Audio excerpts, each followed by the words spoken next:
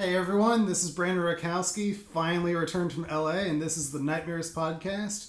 3 Chicago filmmakers talking about everything horror and what we put into our filmmaking.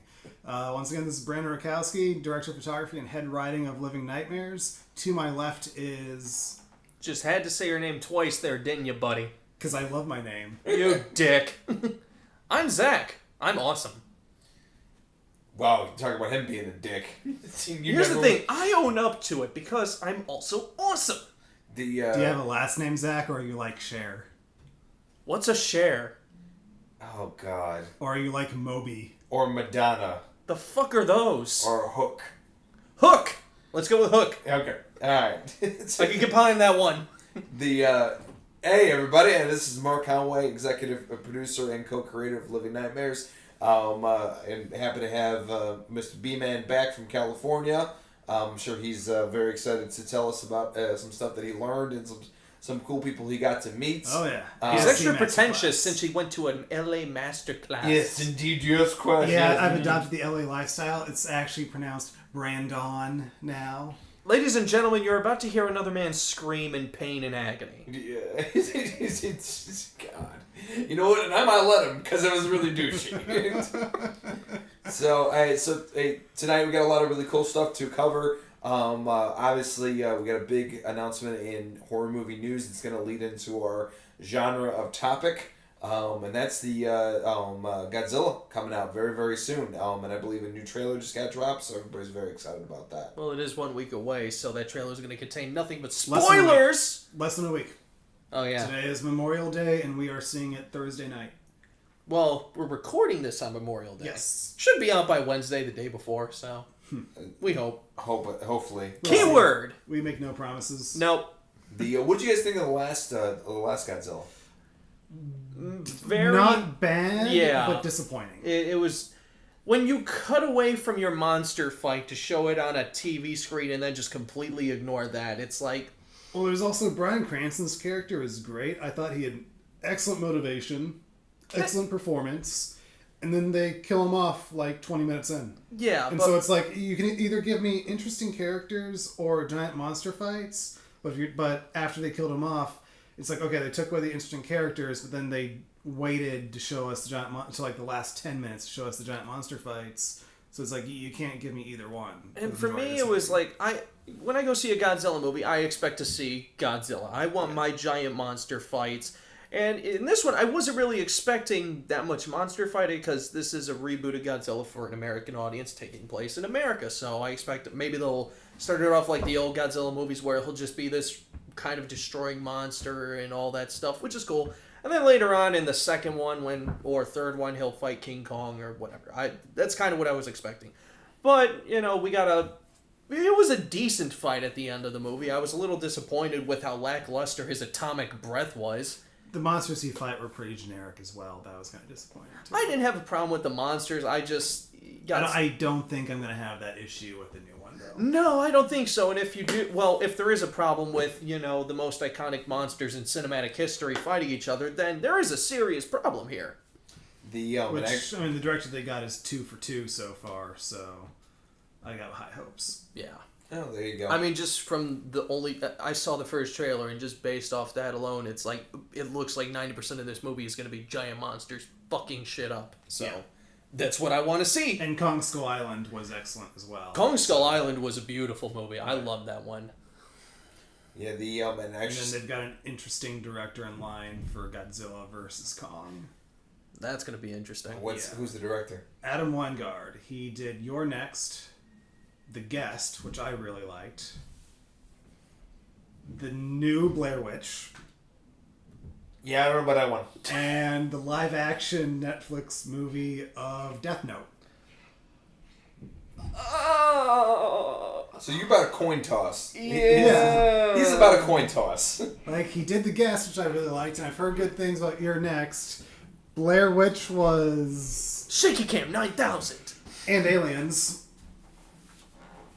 Oh, you're talking about in the Blair Witch. Yeah. Oh, yeah. I just know it was Shaky Cam 9000. Oh, the first 10 minutes of New Blair Witch was probably some of the worst Shaky Cam I've ever seen. And also there's time travel and aliens. I still need to see both. Because why not?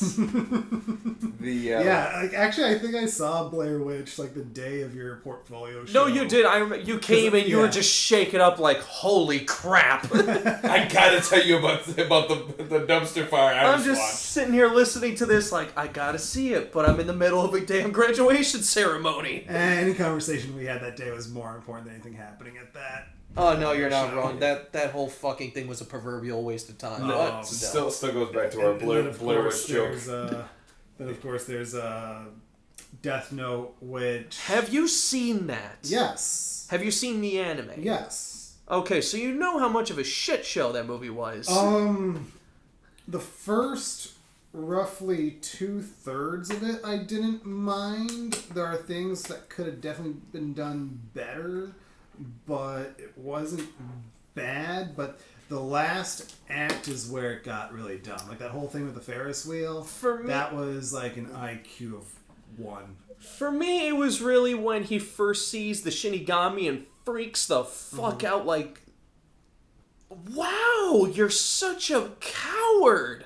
Like Willem Dafoe is the voice of the Willem Dafoe was the only good thing that came out of that movie. That made sense. That was actually really good, really well Willem done. Dafoe. Yeah. You can't go wrong with that. Has he ever done a bad performance? A24 movie. What was the performance bad? Was his actual performance bad? Yes? Zach? Look, it's A24. It's just bad all around. Oh, God. I'm not going to get into that bias. The one big thing I wanted you to bring up, because you told me over the phone while you were still in L.A., in the same vein as Godzilla, you get to meet somebody from one of the Godzillas. The DP of the 1999 Godzilla. 98 Godzilla. Yes. So while I was at the ASC Masterclass, would have been a little over a week now as of the time of this recording. Our instructor on day 2 is Uli Steiger, who is the DP for movies such as The Day After Tomorrow, Austin Powers, The Spy Who Shagged Me. Because why the hell not? A personal favorite of mine, Bowfinger, with Steve Martin. Highly underrated movie, by the way. If you haven't seen it, that movie is Tropic Thunder before Tropic Thunder. Pretty much, yeah. And of course, he did the 1998 Godzilla. He was also the second unit DP for Independence Day, and actually, how he got the job for Godzilla was the DP for Independence Day had to leave for a few days for a paternity leave, so they brought on Steiger, and he's actually the DP that shot the alien autopsy scene, which is probably the best scene in the whole movie. Yeah. Other than, the whole damn city of, what's it called, being destroyed? L.A. There are a lot of cities in that movie that get destroyed. A lot of them. It's actually still one of my favorite movies, and that scene's actually fantastic. The especially when they all come in at the end of the surgery and they shoot up the glass. It's a great movie. I can't say so much about the 98 Godzilla. I actually never saw it. I was gonna say I actually know Uli Steiger more for his comedies than for his action movies. I'm trying to find my phone so I can look up his filmography for you guys. I think it was just because the special effects were so bad. And you actually told me something recently that I didn't know about that. I'll let you get into the special effects bad in the 98 Godzilla? Yeah, they were bad. If you watch them now, they're terrible. I was gonna say it's been many a year since I've seen it, but they're terrible. So yeah, Uli Steiger, he has been the director of photography for such movies as Promised Land, The Hot Spot, directed by Dennis Hopper and starring Don Johnson, Soap Dish. Hold on, I need to soak that in for a second. I'm sure you do. Oh, that's great. Soap Dish, Singles, The Jerky Boys, Godzilla, Austin Powers 2, Bowfinger, Black Knight with Martin Lawrence. That movie was great. That movie is funny. I may be in the minority in that one, but I freaking love that damn movie. Stealing Harvard with Jason Lee and Tom Green. The Day After Tomorrow, 10,000 BC. So he also did some additional cinematography for Marvel's Doctor Strange, Independence Day, as I mentioned, Long Kiss Goodnight, second unit for Con Air, The Patriot, and holes. Oh, and Zathura. Oh, wow. Okay, interesting. I wonder how many people actually remembers Zathura. And it's the sort of sequel to Jumanji. Keyword sort of. Sure.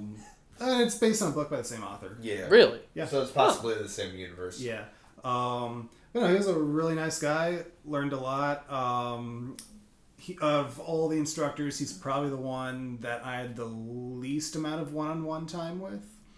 But he did answer a few of my questions about like moving in from wide shots to close-ups, like how he handles his like a common question I tried to ask all the instructors one-on-one was how they handle any kind of lighting changes moving in from wide shots to close-ups. And yeah, he was a really nice guy, very knowledgeable, had a lot to share about his career. Nice. And yeah. Nice. Very, very cool. The Sounds like a good time. Oh, it was. So, and all in all, I think everybody's pretty excited about the new Godzilla coming out. Oh, I sure as shit I am. know the three people over here are very excited. We're actually seeing it on IMAX. That's pretty. That's the first IMAX movie I've seen in I don't know how over 10 years. Like I haven't been to that theater in I don't know how long. I'm not that long ago. I did see. Did you go see The Hobbit? I saw the third Hobbit in IMAX, and that was because the theater I saw it at the time that I wanted to see it, they were sold out of the regular showing, so we saw IMAX instead. I also saw Mission Impossible Ghost Protocol in IMAX and The Dark Knight Rises in IMAX. I feel like there might have been one more, but I'm not remembering what it I was. saw Deadpool in IMAX. I think there's the most recent one I actually saw. One or two? One. Alright. The which was a lot of fun. Oh, I imagine. Which was a lot of fun. And it was more specifically, it was the Navy Pier IMAX. Yeah, the Navy Pier IMAX is the only like if you're going to one of the basic theater IMAXs, you're not getting the same experience. No, the Navy Pier IMAX is the IMAX to go to. So that's why when I say if you're going to IMAX, you're going to Navy Pier. Yeah. If you're going to Regal or Cinemark or whatever, their IMAX. Actually, I don't even think Cinemark has IMAX. Either way, if you're going to theirs, you're not getting the IMAX experience. Yeah. Navy You're just Pier, at least when I first came to Chicago, Navy Pier's IMAX was still film projection. I think they've since switched over to digital. But I know at one point they were like in the early part of this decade they were still film because the reason I saw Ghost Protocol there was for only film projected IMAX screenings they had the first scene of Dark Knight Rises playing before it, so that's the whole reason I saw Mission Impossible 4, and I actually ended up enjoying Mission Impossible 4 quite a lot. And then of course I saw Dark Knight Rises in the same IMAX theater. It's also the only reason why everyone went to go to see I Am Legend, because they were going to drop the Dark Knight trailer during that movie as well. Ways to sell your movie, ladies and gentlemen. Put it in as a trailer in other movies. Well, I mean, now the And yes. internet's a thing, so that's not really a option these days. Which is super, super great. You can maybe get away with it day one, but after that, it's game over. You know, something funny is actually, that was probably one of my favorite movie theater experiences ever, going to see Deadpool, because I could easily tell who the nerds were and who the normal people were based on what joke was being said in fucking Deadpool. Dude, like when he was, I remember when he's getting dragged away, he's like, "We gotta take you to this professor." He's like, "McAvoy or Stewart?" And like 20 people over here laugh, and I'm like, "Oh, the nerd section's over there. Okay, I'm just gonna go move. I'm gonna move over here. I'll see you guys later." My people are over here. These timelines are so confusing. Dude, I was super disappointed that only like a quarter of the theater laughed for the Alien 3 reference in that movie. Oh yeah, it's right. I'm just like, are you fucking kidding me? That was great. Dude, Ripley from Alien 3. Fuck, you're old. She says to the people in the audience that laughed. Yeah, no, it wasn't at Deadpool. It was the people who laughed in the audience. Yeah. Here's a mirror. Here is you. Oh, shit. Sinead O'Connor, 1995. Oh my god, I fucking love I'm a guy about to go talk to a girl. What the fuck am I gonna say? God, oh my god, I love fucking Deadpool. Anyway, moving on. So, monster movies. Monster movies. So, in the spirit of Godzilla coming out, we're going to discuss some of our favorite monster movies. And not just giant monster movies. It's really any movie where the monster is a focus of the movie we're including it in this discussion. In other words, Japan doesn't take the exclusivity in this deal. Of course. And who wants to start on this one? Zach, I know this topic was your idea, so do you want to start or do you want to end or do you want to choose? Well, you know what? Yeah, let's just start and get the big guy out of the room, the king of them all, Godzilla. Yeah. Godzilla. So, just out of curiosity, how many of the Godzilla movies have you guys actually seen? I've seen bits and pieces of the original Japanese one. I've seen the 1998 one. I've seen the one with Bryan Cranston. I saw it. You know what's so funny is I don't remember a lot of it. I just remember Bryan Cranston having a very good performance in that particular movie. That got cut short. That did get cut short, but not as many. I have seen the original. In fact, I have the Criterion edition of the original that has the really cool fold-out packaging, where it's like, the cover is like a fiery silhouette of Godzilla. When you open it up, it's like this gatefold case, and there's a pop-up of Godzilla. It's like kind of like a pop-up book, kind of, and just Godzilla just pops out. It's like, hello, I'm Godzilla. Thank you for purchasing my movie. I think Godzilla's a little special. Just like, hello. Why I'm Godzilla? Well, look, don't get me wrong. Godzilla has definitely had his moments of ridiculousness. When? Rhetorical question. But yeah, I've seen the original. Really? I've seen Godzilla vs. Destroya back in the day. I've seen Destroy All Monsters. I've seen the Bryan Cranston one, of course. You need to watch the 1998 one just in case. I never saw the 98 one, but I remember watching a few episodes of the Saturday morning cartoon sequel series. The cartoon was... Here's the thing. It's almost impossible, but if you look at the movie as its own movie, and I realize what I'm saying, and you really can't, but it's not a terrible movie. What really brings it down is you have the expectation, I'm going to see Godzilla. Where the fuck is Godzilla? And then flash forward to 2014.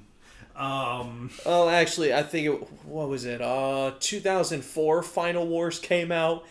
So in the Godzilla Final Wars movie, this was the last Godzilla movie to ever be released before the legendary Godzilla, or the Bryan Cranston one, as we're calling it now. And pretty much, and let's face it, Bryan Cranston was the best part of that movie. Sure. So pretty much Godzilla Final Wars is these aliens are invading, and pretty much they're taking all the monsters, or most of the monsters from Godzilla's past history, and they're putting them all up against them. And there's one scene where Godzilla's in Australia, and they drop Zilla in there. He literally has, I think, 5 to 10 seconds of screen time. He jumps at Godzilla, Godzilla tail whips his ass and blasts him, and that's it. I did see that clip. It's just like, nah, fuck you. Let's see, I saw the first of the 3 animated Godzillas that's on Netflix right now. Yeah. Didn't really care for it. I like the idea of it, but just I was so bored. I just saw episode 3 today finally, and I gotta say, it had a very meh ending. Yeah, Ghidorah was, wasn't bad, but it wasn't good either. But it's just like, okay, if that's how you want to end it, okay, sure. And then the last one I'm going to be listing, which is actually the first Godzilla movie I ever saw. I'm having trouble remembering everything that happened, but I remember enjoying the hell out of it. Godzilla 2000. Godzilla 2000 was great. Want to talk about it? You can talk about it. I don't really remember much of it. Oh, gee. All right. I was like if I did watch it, I don't remember it. So, Godzilla 2000, I think that was probably the first Godzilla movie where it took a more serious approach to the movies. I mean, if you watch the English dub version, of course, it's going to be cheesy because all the English dub actors just go way overboard, and that's really... But that's half the fun. Yeah, I know. But, no, there's a lot of dark shots. There's a lot of, scale shots. Actors up against Godzilla, up close against him, and you're just like, wow, that really shows the scale, and it's like, holy shit, there's a lot of great moments in that movie. But the CGI does not hold up well at all, and I think that was the first Godzilla movie to actually implement CGI. That is possible. Yeah, I believe that was the first one, and it shows. Oh yeah, here's a picture right there of some Yep. weird UFO looking alien thing with tentacles. I cannot pronounce that fucker's name to save my life. Monstra? No, it's It looks like a stingray crossed with It's a squid that had a bad day. Picture a UFO head with a bunch of tentacles coming out of its bottom. What Zach said. Yeah. Yeah. Yeah. So what else you got besides Godzilla, buddy? You want to do a top 3? Sure. Top 3. For my number 2 spot, anybody ever heard of this great movie called Tremors? I think I've heard of man. it. I'm gonna have to take that off my list. Son of a bitch. Or by the way, Papa Conway fucking loves that movie. okay, quick. Loves Does he that love movie. Tremors or does he love Bert? No, Yes. yes.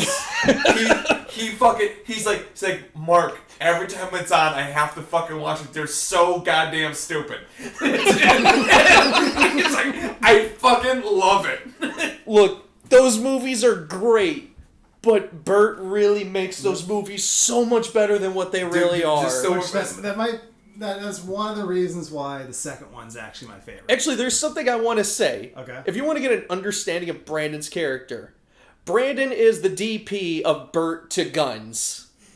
Explain that, Zach. Well, when you walk I like onto a hearing you set explain. and you have to say the words, I feel I was denied critical, need to know information. Billy, we blew one of them up. It was great. That's great, Jimmy.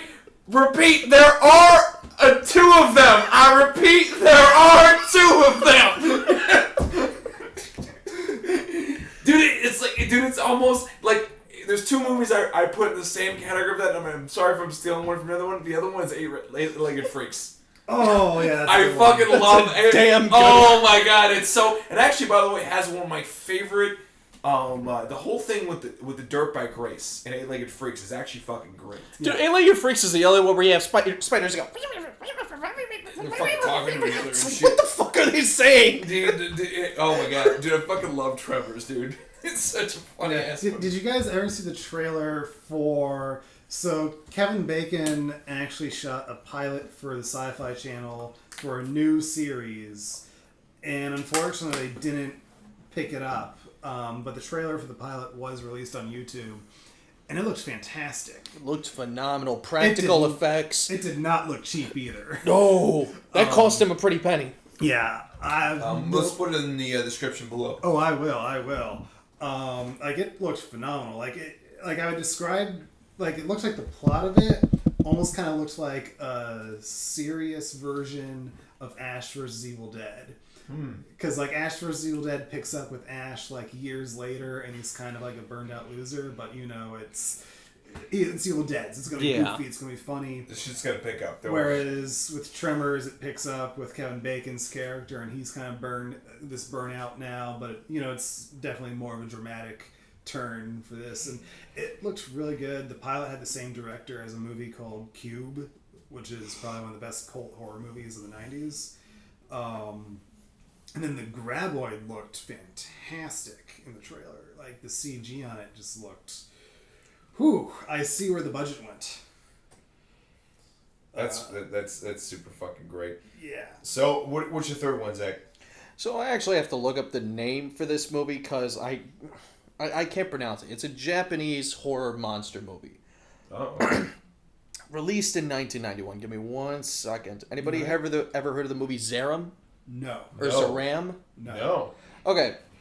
So when it's just dealing with the actual monster and the bounty hunter that's fighting him, it's a really great movie. Whenever it's dealing with the 2 side characters that kind of get interjected into the movie, it's super fucking cheesy. Alright. And ridiculous. But if they were to take those characters out, this movie would have been phenomenal. But pretty much it's this creature. It's this bioorganic creature that travels through like planets and shit, you know, wreaking havoc and stuff like that. Now the creature itself, it's this big hulking mass of just biomechanical engineering. The top of the head, picture it a slightly elongated neck with a Cyclops eye, you know, Cyclops from X-Men. Okay. And then the actual top of the head is a UFO shaped, and it has a porcelain Japanese like mask face. What's the movie called again? Zeram. Spell that for me. Give me 1 second. Zeram. Serum, interesting. I'd never even heard of it. It sounds interesting. Like now we're gonna have something to watch. It's on YouTube. If you want to watch it, the full movie is on YouTube. That is bizarre. This thing? Yup. That looks weird. The beginning of the movie, it starts off in black and white, and it's just this dark hallway, and the creature is silhouetted. At the other end of the hallway are a bunch of soldiers just aiming their guns at it. And the dude's just standing there. He's like, all right, now I'm just going to start walking. And every time he walks, you can hear his footsteps. Like, he's this menacing fucking creature. And they're just shooting the shit out of him. And it's doing nothing to the creature. And then he just starts ripping people apart. Mind you, this was done in 91. This was done in 91 by a bunch of Japanese visual effects artists. Like, this was made by visual effects artists. So the movie looks damn good, especially for its time. Mm-hmm. The gore mechanics are good. The plot line is pretty damn good for what it is. And the monster design is amazing. Very unique. I think the movie holds up even to today's standards. Maybe cheesy, but it's still a damn good movie. And I fully recommend anybody who hasn't seen it to watch it. Shit, alright, man. Cool. Yeah. I'm definitely in, bro. I remember seeing it as a kid, and I'm just like, for the longest time, I've been looking for this movie, and I spent all night looking for this. I'm like, I gotta figure out what the hell the name is. There it is! Damn it! Fuck yeah, dude. That's awesome. I have homework now. Beautiful movie. Dude, that's awesome. That's awesome. Mark, how about you go next? Because I got a whole list. Oh, no. Oh, my God. The funny thing is I'm going to think of more shit as I go along and everything else. But I'm going to do my top 3 real quick. Okay. Number 3, I think some of my runners-up were like some of the King Kong movies. Okay. I really dug the King Kong movies. I actually really enjoyed the one with Jack Black. So do I. The Peter Jackson one was really good. I thought visually it worked. I will say this. The King Kong movie that just came out back in, 2017? Yeah, Kong Skull Island. Great movie, love it. King Kong 2005, Peter Jackson's, best adaptation of King Kong there is. The movie is visually beautiful. Story is great. Every character is fucking just amazing. Definitely. Even the game. Did anybody play the game? No. The game was done really well too. Both the game PS2 and Xbox 360. The PS2, that's the one I played. I loved it. That game holds up well still to today. For Universal Studios, though, Peter Jackson did do like a 360 panorama. Yeah, 360 3D experience for the bus tour, and it's only like maybe 3 minutes long, but it's a pretty good 3 minutes. It's still operational? Yeah. Oh, that's awesome. I'll have to check that out, dude. There's one that I love because it's so fucking ridiculous and stupid as Deep Blue Sea. I fucking love Deep Blue Sea is so stupid. I was debating whether or not to put Jaws in mine. Jaws, I really thought hard about it. Jaws is one of my favorite movies of all time. Yeah. And everything else. And that's a hard... Because when we're talking about monster movies, we're talking about something that the possibility of it happening is not as realistic. Jaws, that shit happens. Like, it happens all the time. Fair. So, as the movies went on, they got more and more ridiculous. So what's Deep... I never saw Deep Blue Sea. Well, Deep Blue Sea is like they're genetically enhanced sharks that make them super intelligent. Pretty much, you're making Mako sharks smart. Okay. Yes. Yeah. So, and there's a lot of camp with it and everything else. There's a lot of good scenes with it, and a lot of good sequences, but, like, for the most part, it's definitely like a sci-fi movie of the week type of thing. Like, if you were to ever see it, you'd be like, this is the most ridiculous thing I've ever seen. Here's the thing. This was when sci-fi was still trying to make good movies. Mm-hmm. It's actually a good movie. It's definitely in my top 5 favorite shark movies. Dude, Samuel L. Jackson's in it. LL Cool J's in it. And also, what's his face? You Kill My Bird. You Kill My Bird, motherfucker. He literally unplugs the gas, and he's the chef of the whole, like, marine station. He unplugs the gas of his whole, and he swims out of the kitchen and blows up his whole kitchen. So it's just about genetically altered sharks in a giant, like, ocean... Undersea lab. And everything an else. Undersea research facility trying to cure cancer or something like that. The lead is actually the guy who played the Punisher. Thomas Jane? Yeah. Thomas Jane is the lead in it and everything else. And it's a fun movie. But I think definitely my top 3, a movie that a lot of people think is stupid, and I happen to very much disagree with them because it actually made a huge impact to me, is Cloverfield. The original Cloverfield. I was going to say... Tell us what that's about for anybody. Cloverfield is a well, you have a general idea about what's going on. It's Godzilla-esque movie, but it's a found footage movie. And it's about a group of friends that live in New York City that are about to evacuate the city, but then they end up going back to go help a friend or something like that. The funny thing is, and I think that why that movie sticks with me so much, is it was my junior year in high school, and I was reading a book in English class at that time about a guy in Antarctica whose dog runs into the night in Antarctica when a giant storm leaves, and everything else. And then he makes a conscious choice to go out and look for his dog and everything else. And the story is about you were dead when you made that decision. Mm-hmm. It's just life catching up to you and everything else till you eventually die. You were dead the moment you made that decision to go after that dog. It's just it just took a while for life to catch up for you to actually die. And that's how I felt about Cloverfield. The whole group makes a decision in like the first 10, 15 minutes of the movie and everything else, and then spoiler alert, everyone fucking dies.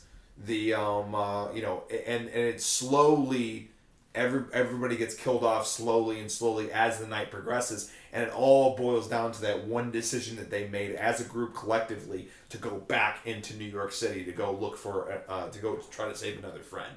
And then it's just about cascading consequences, and also just New York City falling apart due to a monster attack that happens, and it's done in found footage, and they really don't give you all the answers. No, like they give you but it's how regular people would deal with a crisis like that. You wouldn't know everything that's fucking going on. Yeah, you don't get like the scientist giving the explanation. Yeah, you get that for like a second. It was a very realistic movie. Correct, and you get the exposition for like a second while another character's dying. Yeah, like literally they're rushing the scientist, and then another girl blows up.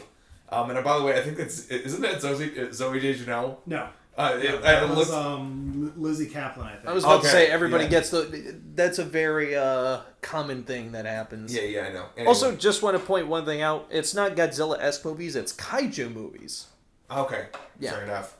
But I think it's what he's gonna get to in a second.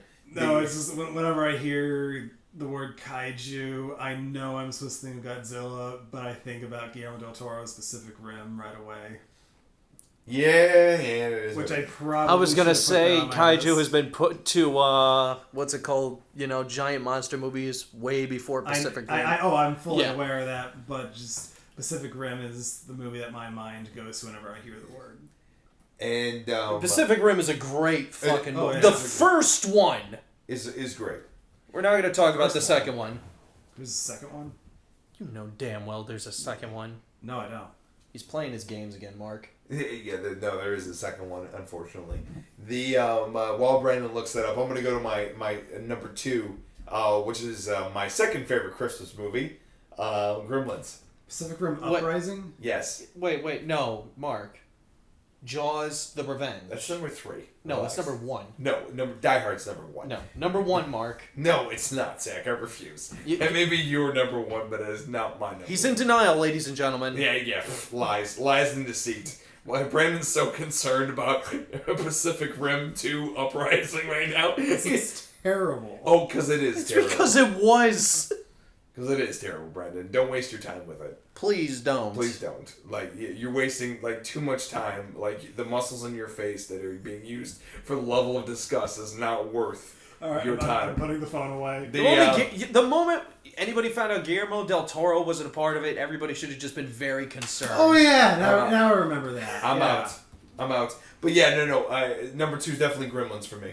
The original Gremlins. Which, by the way, Brandon's actually been kind enough to show me the second Gremlins. We haven't got all the way through it yet. I'm surprised you've gone this long without... You know what? I always loved the first Gremlins, and I never got a chance to see the second one.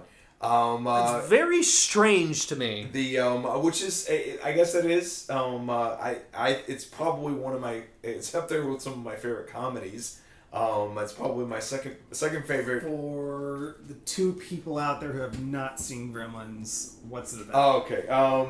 It's what the hell is Gremlins about? Oh God. A young kid gets a Christmas present, Gizmo, and then the rest of his brothers. I forgot Spike and all the other brothers' names. And he's given a set of rules. Don't let them watch TV. Don't let them eat after midnight, which is a very arbitrary rule because, when the fuck is, before midnight and after midnight.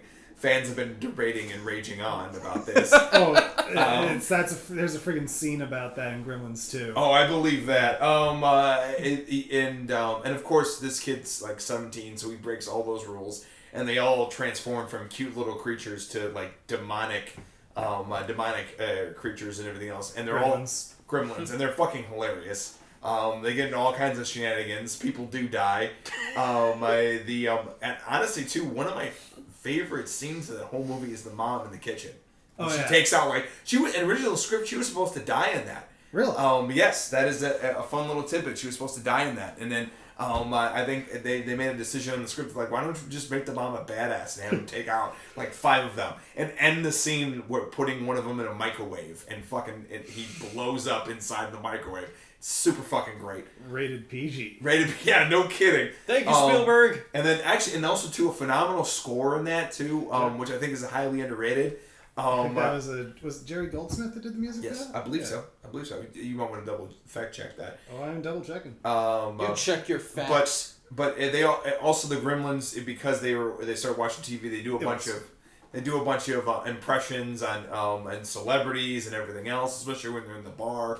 And then the ending, it ends with a mass majority of the Gremlins watching fucking Snow White, and then they blow up a movie theater, and then they get in a fight in a sporting goods store with Spike. But all in all, it's a fucking blast of a movie. If you have not seen it, I highly recommend it. It's a ball. It's an absolute ball of a movie. You'll laugh, you'll cry, you'll get scared. There's actually some genuinely that scene in the kitchen with the mom though is actually genuinely scary. Yeah. But it definitely. You have no idea what the hell's going on at that point, especially if it's the first time you're watching it. Correct. You will have no idea. It's again an absolute ball of a movie. I highly recommend it. I know I just said that, but it's the truth. And then number 1 is my fuck it all. Let's put every monster on the screen just cause is Cabin in the Woods. Let's throw everything except the kitchen sink, which kind of is a spoiler alert, but if you have not seen Cabin in the Woods, you need to see it. It really truly is that simple. So what's the spoiler-free version? The spoiler-free version is a group of kids go to a cabin in the woods and they slowly get murdered. That is the spoiler-free version. I was gonna say the title is right. it's Chris Hemsworth is in it. Give us the spoiler version. Here for all the Marvel fans who Thor's just only in it. watch Marvel crap. Thor's in it. Go watch it. It's super great. And there's actually it's definitely a quality cast. Unfortunately, nobody else is around anymore. I haven't seen any of the other cast in there, except the 2 Control guys. Yeah, I see them in quite a few things. Richard Jenkins is great, of course. Of course. I was actually watching him in Shape of Water the other day. What was the last thing Sigourney Weaver was in? Yes, spoiler alert. Sigourney Weaver. Oh God, I have no idea. Probably that. But the spoiler version of that is essentially throughout the world there is a set of secret societies run by the government that dictates that the world used to be controlled by titans or gods, and they demand that 5 people be sacrificed in a very specific way every year to the gods to keep them at bay from taking control of the earth again. And it's all the tradition, and the sacrifice is the tropes of a horror movie.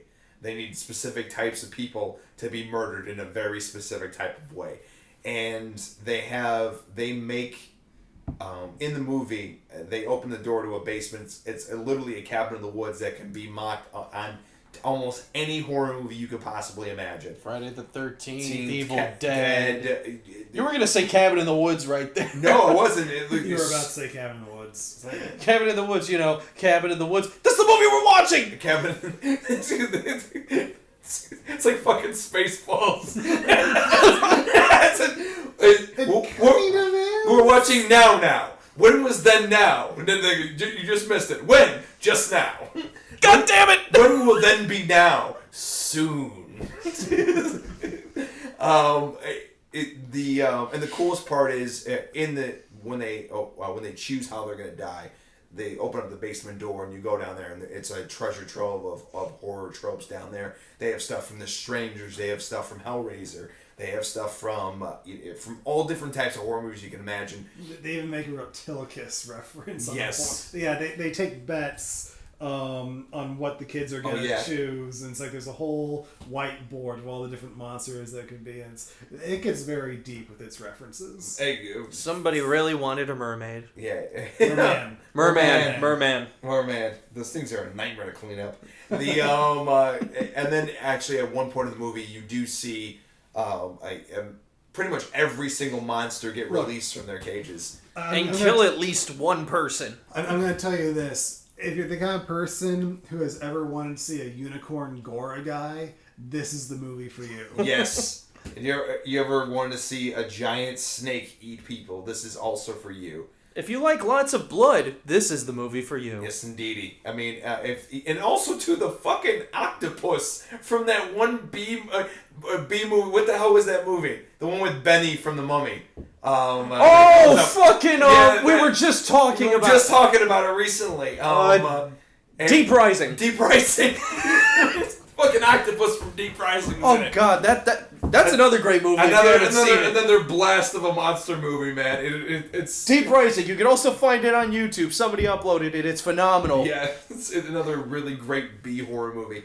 But Cabin in the Woods is definitely my number one. It has a shit ton of references for days on all horror movies, and then also, of course, it's written mostly by Joss Whedon. Joss Whedon and Drew Goddard, directed by Drew Goddard. Weren't you didn't you do some type of special screening for that, or was that somebody else that I knew? What's that? I think somebody I knew went to a special screening where they actually were able to ask questions about the movie. That was not me, unfortunately. I always assume you're always the one to go to special screenings, so I assumed it was you. But I had a couple friends. I just remember I saw Cabin in the Woods in theaters like opening weekend, and when I got back, my roommate asked me how it was, and I said, I want to go see it again right now. You'll definitely need to see that at least 3 times, because the things you'll need to catch, you'll miss plenty of stuff. And again, for Ultimate Monster Movie, it's definitely my Ultimate Monster Movie because it has every monster you can imagine. We literally watched it going into the new year. Yeah. Actually, the most chilled New Year's I've ever been a part of. Watching Cabin in the Woods and having a little champagne at midnight. That was it. That was my New Year's. Woo! So, and we had dinner at Bulldog, and we pretty much had the place to ourselves. Yeah, no one was in there, which is very odd. It was pretty dead. Yeah, that was kind of surprising. Yeah, I was surprised too. But yeah, that's my number one for monster movies. It's a fuck it all to throw everything at throw everything at the wall besides the kitchen sink. So B-Man, I will extend it over to you, sir. Well, I didn't really do a top list. I just threw together a list of monster movies I really like. A smattering. I tried to stay away from the obvious ones because I knew Zach was going to cover Godzilla and King Kong. And of course the Universal monster movies from the 30s and 40s are all classics. Dracula, Frankenstein, Wolfman. Even before that, Nosferatu. So I wanted to stay away from the classic monster. I want to stay away from the obvious movies, although one of the movies on my list is definitely a cheat on that. And then there's also a TV series I put on my list that is about vampires, but it's a very different kind of vampire. So, okay. Gee, I wonder what that could be. It could be one of 3 things. It could be one of 1 things. Zach knows which one it is. If you want something good vampires on TV, there's only one thing that exists. Yeah. But I'll just start with a few follow-up movies to movies that we've already talked about. Of course, Tremors 2. Aftershocks, which Tremors 2. So Fred Ward's character from the first movie is hired to come down to Mexico to hunt the graboids. They start getting a little too much for him, so then he calls down Bert. But then, of course, the graboids evolve into these two-legged creatures called shriekers, which they can't really see, they can't hear. Unlike the graboids in the first movie, that they don't find you by sound or vibration. Seismic waves. Seismic waves, thank you, Zach. They have these heat sensors. They're essentially our planet's version of the Predator in a way, but much more low tech. They use thermal imagery. Yeah. And they scream a lot. Yeah, hence Shrieker. Which I love the Shriekers. And it was like a $6 million straight-to-video sequel in 1996. It's a damn shame that movie was straight-to-video. That absolutely deserved a theatrical release. But the CG still looks great. Like, we were watching the Blu-ray, maybe like a week before I went to LA. Was it the Blu-ray? Oh, yeah, that's right. We don't have cable. It still looks great. Yeah. Still looks great. And I think it's probably the most quotable of the Tremors movies. I mean, half our Burt quote. I feel I was denied critical need-to-know information. I am completely out of ammo. This is going to be big. Is it going to be today? Those movies are so damn good. Wait a minute. Paper covers rock. Paper always covers rock. Yes, I can't. It's like, I love it. It's so fucking stupid. Those movies are criminally underrated. Can't say the same about 4, 5, and 6, but... I mean, I love the Tremors series as a whole. The first two are, of course, great. Number 3 is also very fun. Oh, I love 3. The old TV series on Sci-Fi Channel was very enjoyable. I actually remembered it. Yep. Yeah. They had something to do with some green mist shit. That was one of the episodes. Yeah. The TV series was kind of like a Monster of the Week series. Yeah. But it was fun. It was enjoyable. They got Christopher Lloyd to guest star in it. Because why the fuck not? They actually just started uploading the episodes to YouTube officially. So we should probably give that a binge one of these days. Oh, absolutely. Because it's been years since I've seen it. Agreed. Tremors 4 of what I consider the original run of movies when like the original creators were involved. Yeah. 4 is definitely the weakest. But I mean, it's like a Western. It's basically 1800s Western version of the first movie. And for that, it's fun. It's not bad, but it wasn't as entertaining. Yeah, like it's not the first one. Like it's after you do your binge of the first 3, it's like I want to keep going. The 4th one's there for you. It's like that. It's not the first one. I'll watch the second one on its own anytime. 5 I would not call 5 a good movie, but let's face it, I'm a Tremors whore. If it has the Tremors name on it, he says that, but he refuses to watch part 6. It's the 6th one. I saw the trailer for the 6th one, and I'm just like, nope. Part of me has that morbid curiosity, like I did with part 5, but I'm not willing to do it alone because I don't want to blow my own brains out. Like I'll watch 5 again. I don't get how you can watch 5 but not 6. They look equally as bad as the other. Okay.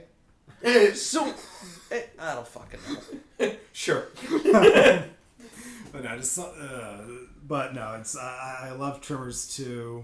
I always remember that one coming on TV. That Tremors 2 always seemed to be on TV whenever my family went on vacation. So I have a lot of memories of watching Tremors 2 in hotel rooms. I thought you were just Home Alone at that point. No. Oh, okay. Different movie. Really? Never mind. Moving on. So Tremors 2. Gremlins 2. The New Batch, which I actually greatly prefer. As much as I love the first one, I greatly prefer the second one to the first one. I get it. Takes place roughly 10 years, almost 10 years after the first one. The main character and his girlfriend have jobs at this like high-tech office building / cable network in New York City.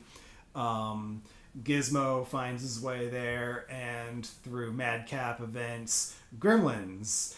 But then there's like this laboratory doing all these weird experiments run by Christopher Lee in the building that causes the gremlins to mutate. So there's like a spider gremlin, an electricity gremlin, a bat gremlin, which by the way, a brainy gremlin. Which by the way, there is a phenomenal Key and Peele sketch that you need to watch. We'll put in the link below. When they talk about the pitch meeting for this movie.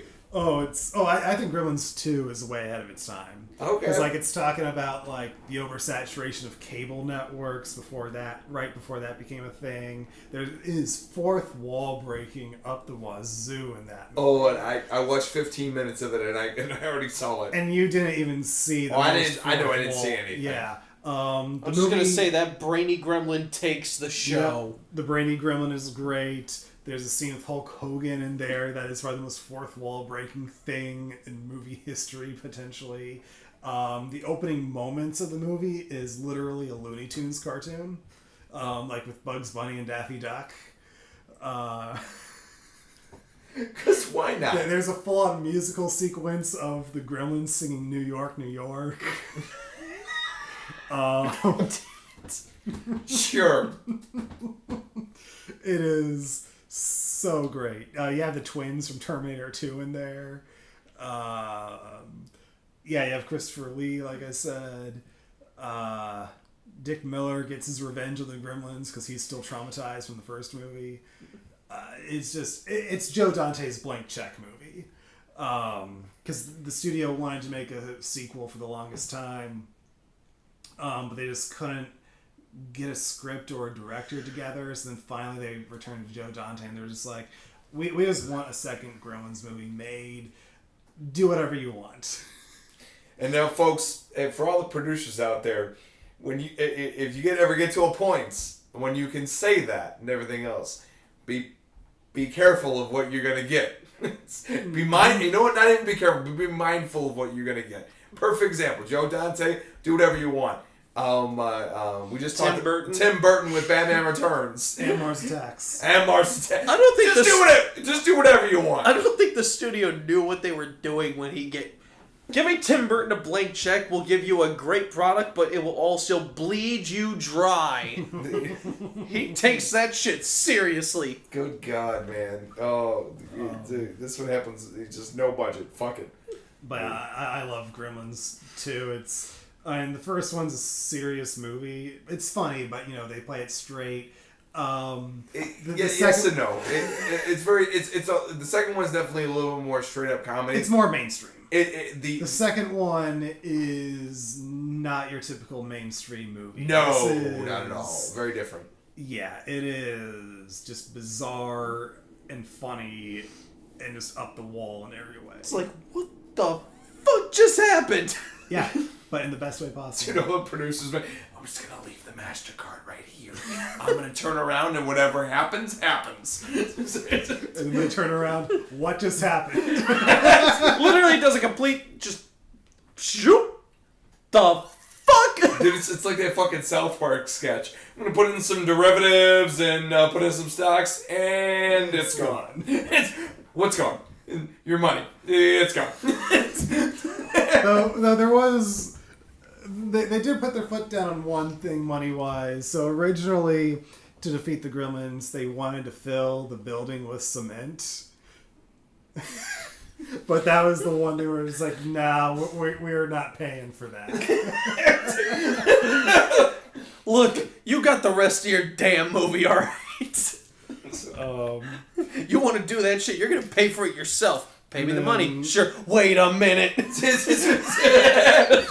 So before I move on to my list, I have one more sequel to mention, and this one's kind of the most unconventional pick on my list, and that's 10 Cloverfield Lane. Unfortunately, I did not get the opportunity to see it. As much as a fan I am of Cloverfield, I did not get an opportunity to see it. No. Really, really good movie. I've heard wonderful things. I have not had the opportunity to see it. Excellent movie. Yeah. So I was debating if I wanted to include this because there aren't any actual monsters in it until the very end.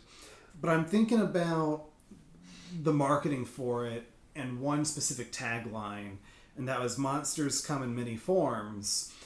And the movie really does nail that theme in spades. So what it's about this young woman who's essentially running out on her boyfriend. She gets in a car crash, and she wakes up in this underground bunker, this underground doomsday survival bunker owned by John Goodman, and there's one other guy in there.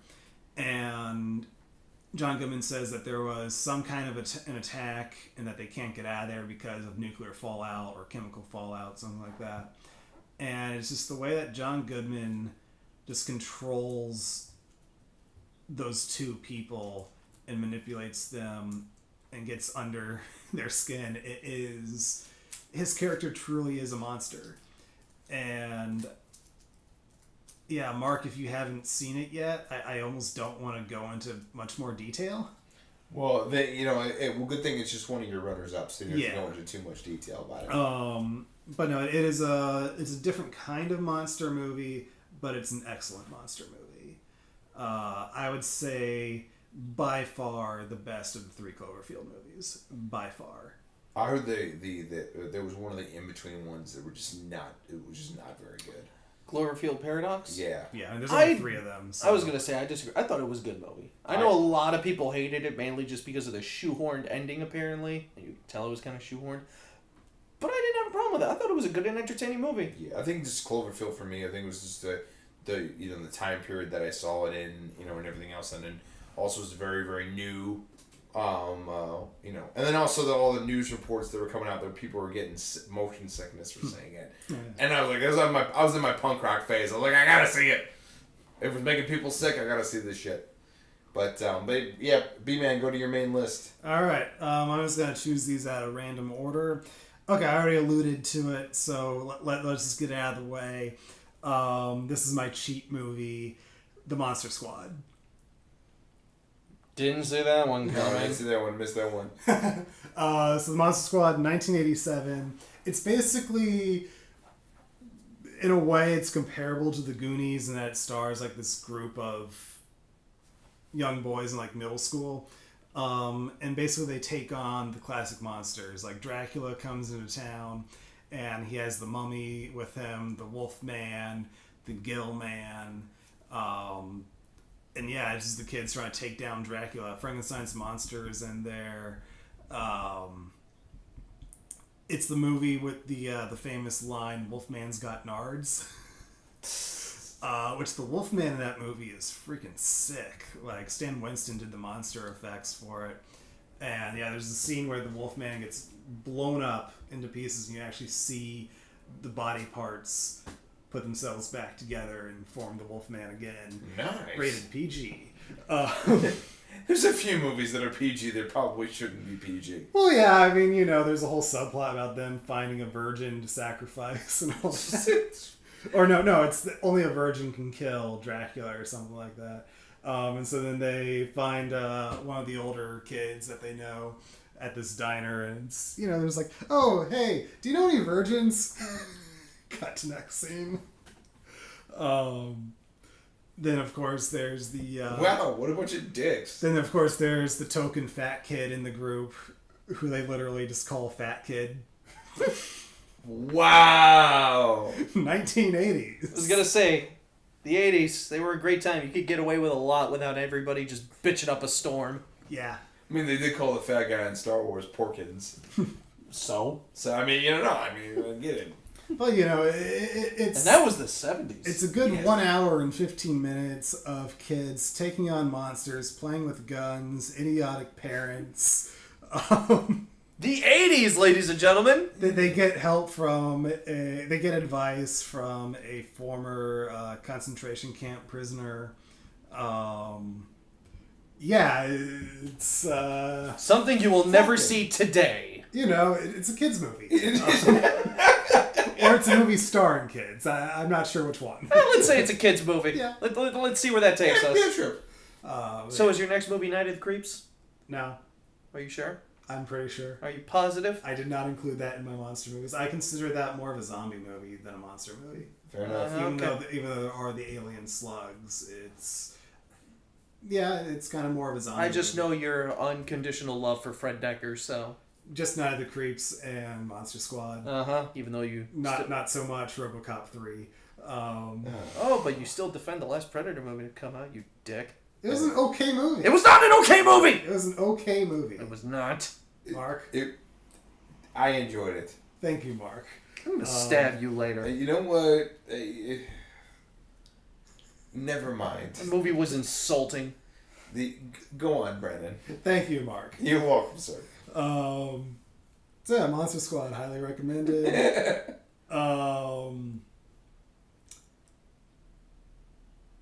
Let's talk about Terror Vision. Oh. Do either of you know what Terror Vision is? You showed it to me. No, I have never seen Terror Vision. So Terror Vision, made in 1986. It was made by Empire Pictures, which they're famous for. They come up with the poster before they write the movie.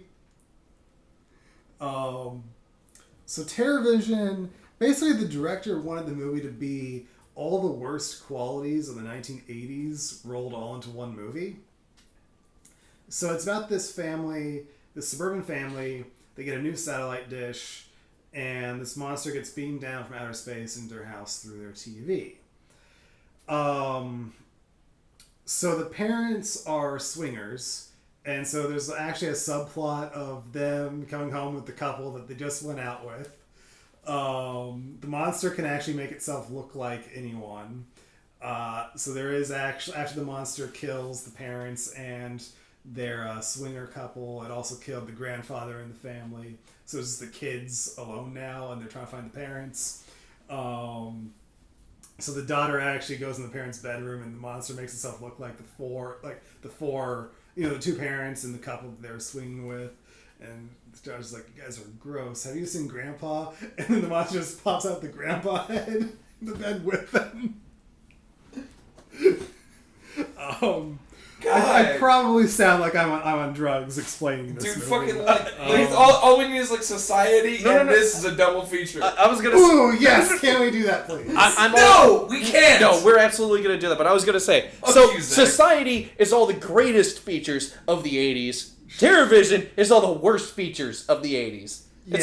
So you've also got the daughter who's like, she looks like Cyndi Lauper gone wrong. Take that as you will. It's most of Cyndi Lauper, but okay. And she's dating this metalhead played by Napoleon Dynamite's uncle. Oh God! What? Why? Well, now I have to see it. His character's name is O.D. No, I have to see this now. And then the kid, he learns like how to use machine guns from his grandfather. It's like the first maybe 20-30 minutes of the movie is kind of like Home Alone, but replace the robbers with a monster and replace Micro Machines with a machine gun. Probably more effective, but okay. Yeah. And then there's like the Medusa character who's kind of like Elvira or Vampira or Svengoolie. She's like, one of those late night horror movie TV hosts. All she pretty much does is insult the characters. And the monster is just so gross looking, and I love it. Oh, yeah. So should I invite Wes over this weekend for a double feature of Terror Vision and Society? Well, we've already seen his reaction for Society, but let's do Terror Vision. Yeah, let's definitely do Terror Vision. So we're not going to do a double feature? Because he hasn't seen all of Society. If we have to do a double feature, then why not Terror Vision and Southland Tales, since we were just talking about that one? Yeah! Oh, Southland Tales will be Terror Vision and Southland Tales. Those will be fun ones to watch with Wes. Yes, they would. It's gonna be there's gonna be a lot of what the fucks. Oh, totally. I've said it once and I'll say it again. Wes is one of the best people to watch movies with. Oh my god. But yeah, Terror Vision. It is so great. And I remember the first time I watched it. So while I went through college, every October I would give myself the challenge of watching 100 horror movies during the month of October. And Pretty good goal. Yeah, and so back then it was on Amazon Prime. I was, just trying to fill, my quota for the day, and it's like, okay, what's the movie we can watch? TerrorVision. I don't know what that is. Sure. I'll watch it. And I'm just like, this is so bad, it's good. But then the more I thought about it, the more I'm just like, no, the filmmakers knew what they were doing. This movie's genius. Fucking love movies like that. Yeah, it is one of my favorite movies of 1986. Up there with Aliens, Platoon, Night of the Creeps, TerrorVision. Well, that's a hell of a bill right there. Holy shit. I swear to God, you and your unhealthy obsession with Night of the Creeps. Night of the Creeps is one of the greatest horror comedies ever made. For you, I swear to God, it's your favorite movie of all time. It's up there. It really is up there. Has your doll come in yet? The Tom Atkins action figure? No, that comes in June. The Scream Factory is doing a collector's edition of Night of the Creeps, and if you pre-ordered it from their website, I believe it's sold out now, but you would get an 8-inch action figure of Tom Atkins' character from the movie. When that poor man dies, Brandon's gonna go into a spiraling depression, I swear. He's a good actor. He's a great actor, and he's in great movies, but, I think the last thing he was in was Drive Angry, which was another awesome movie. Yeah. Alright, moving on. I gotta hear some of these other movies on this list. Highly recommended. The next one I want to cover, this one there really isn't that much to say, and really it's only 1/4 of this movie that fits into monster movie, I would say. Alright. And that's Twilight Zone the movie. The 4th segment in it is an adaptation of the episode Nightmare at 20,000 Feet, where John Lithgow sees a gremlin on the wing of a plane. There's someone on the wing. Okay, Shatner, calm down. Yeah, it is a really good adaptation of that episode. I've actually read the original short story of Nightmare at 20,000 Feet, which for those of you that don't know what that story is about, there's a man prone to nervous breakdowns on an airplane. There is a terrible storm, and he looks out the window and he sees this gremlin messing with one of the engines on the wing, but whenever anybody else looks outside, the gremlin just disappears. So is he actually seeing anything? Is it all in his head, or is there something actually happening? And it's just one of the most intense short horror stories ever written. I believe both the episode and the movie, like the original episode from 1964, was written by Richard Matheson, who was the original author of the short story. Both are great. Both versions are great.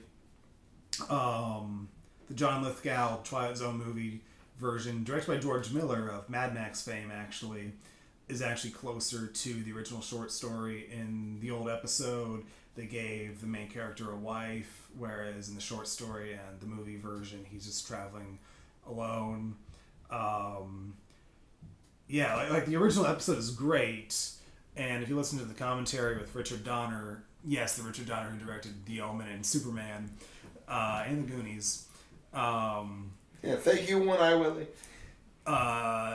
Like he said, everybody liked the episode, but nobody liked the gremlin costume. And the old gremlin from '64 literally looks like a teddy bear, whereas the one in the movie is like this gross, slimy, lanky thing. It looks like a gremlin.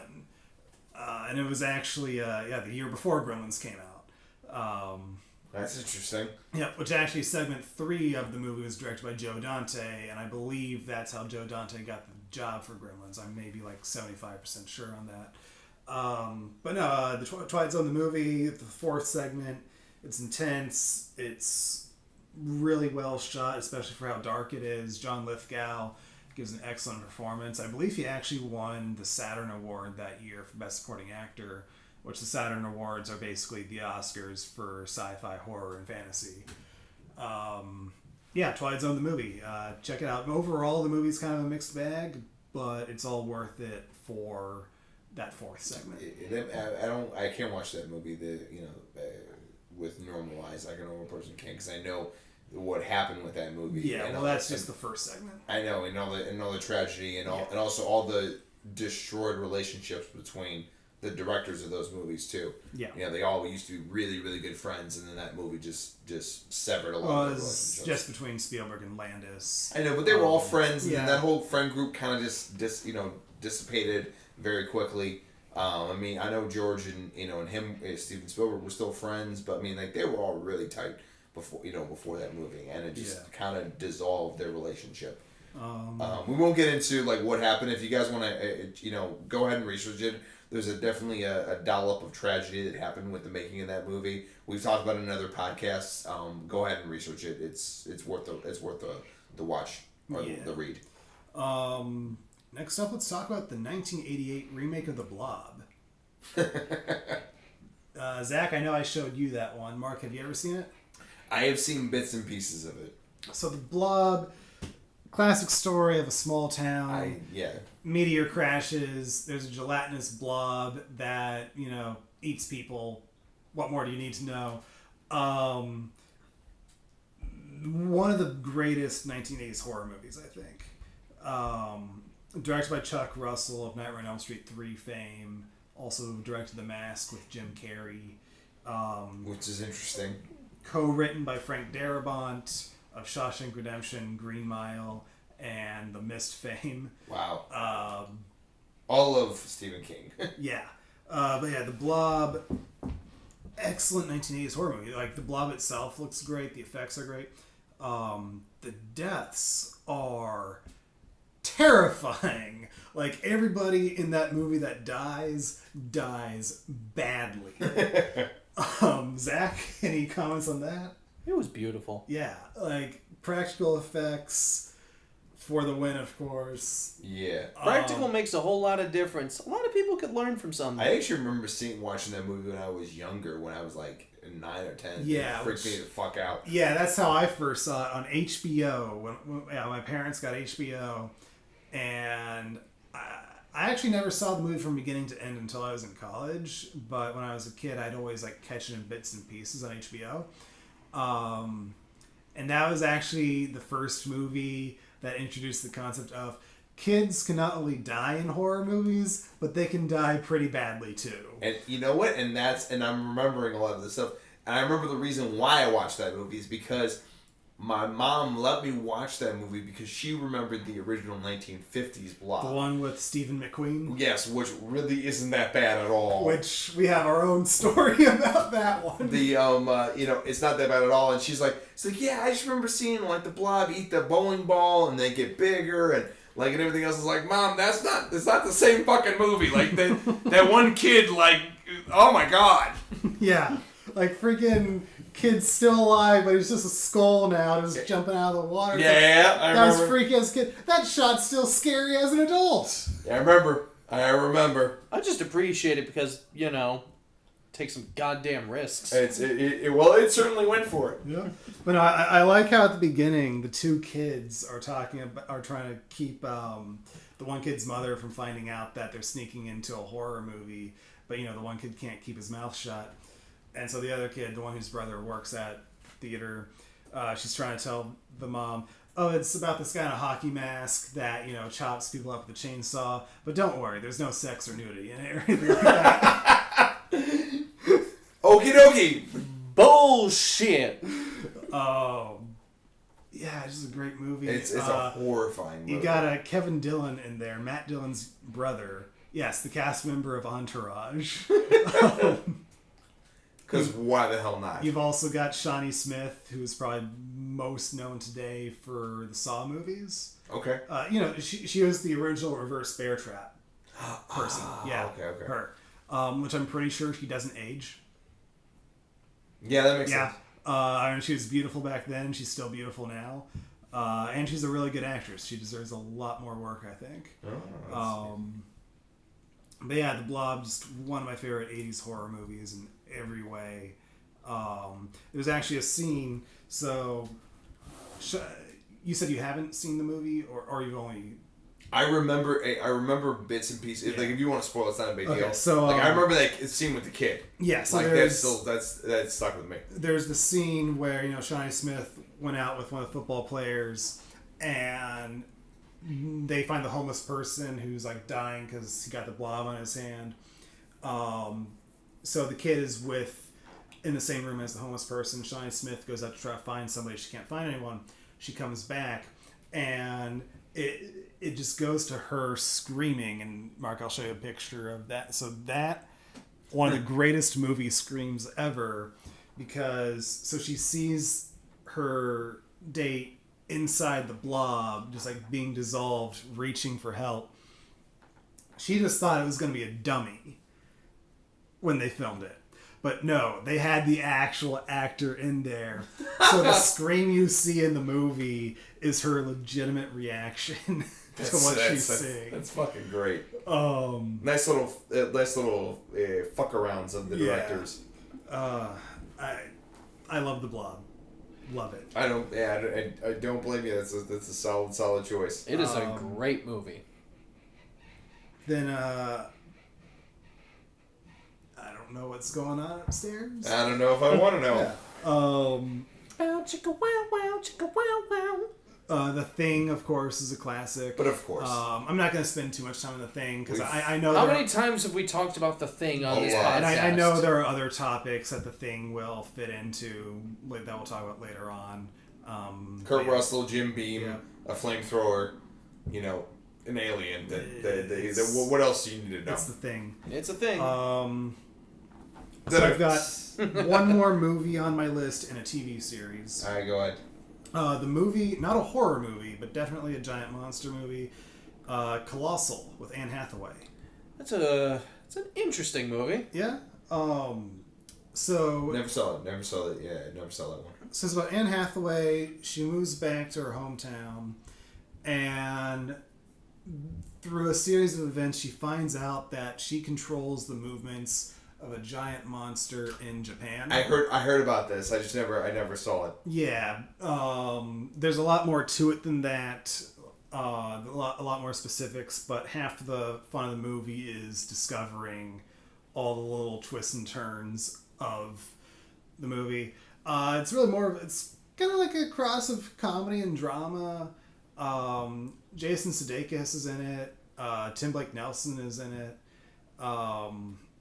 And they all have their own little character arcs. I don't want to say much about it other than I just highly recommend it. It's a different movie than what we usually talk about on this podcast. I went into it really knowing nothing about it, and that's how I feel everybody else should go into it. Kind of wanted a little bit more out of it, but it's still an enjoyable movie. For the story that they set out to tell, I think they did a good job with it. There are a few little things, just like, okay. But overall, it was a really good story. And I thought Anne Hathaway had a good arc in it. I thought Jason Sudeikis, as they reveal more about his character, and he definitely took an interesting turn that I wasn't expecting. It was just a really good movie. One of my favorite movies of that year. So then the TV series I have about vampires. There's literally three choices. What are your guesses, Mark? There's only three choices that I can think of right off the top of my head. Okay. And you said solely about vampires, right? No other monsters? Yep, only vampires. Only vampires. Well, Buffy, Vampire Diaries, and True Blood. That's the only. None of those are them. No, and no. No Buffy's shit. a good one, but it's not only about vampires. Well, yeah, there's also other monsters in that and everything else. Yep. So the pilot episode was directed by none other than Guillermo del Toro, and that is FX's The Strain. Yes, yeah. I forgot about that. So The Strain, the first episode, basically this plane lands, everybody's dead.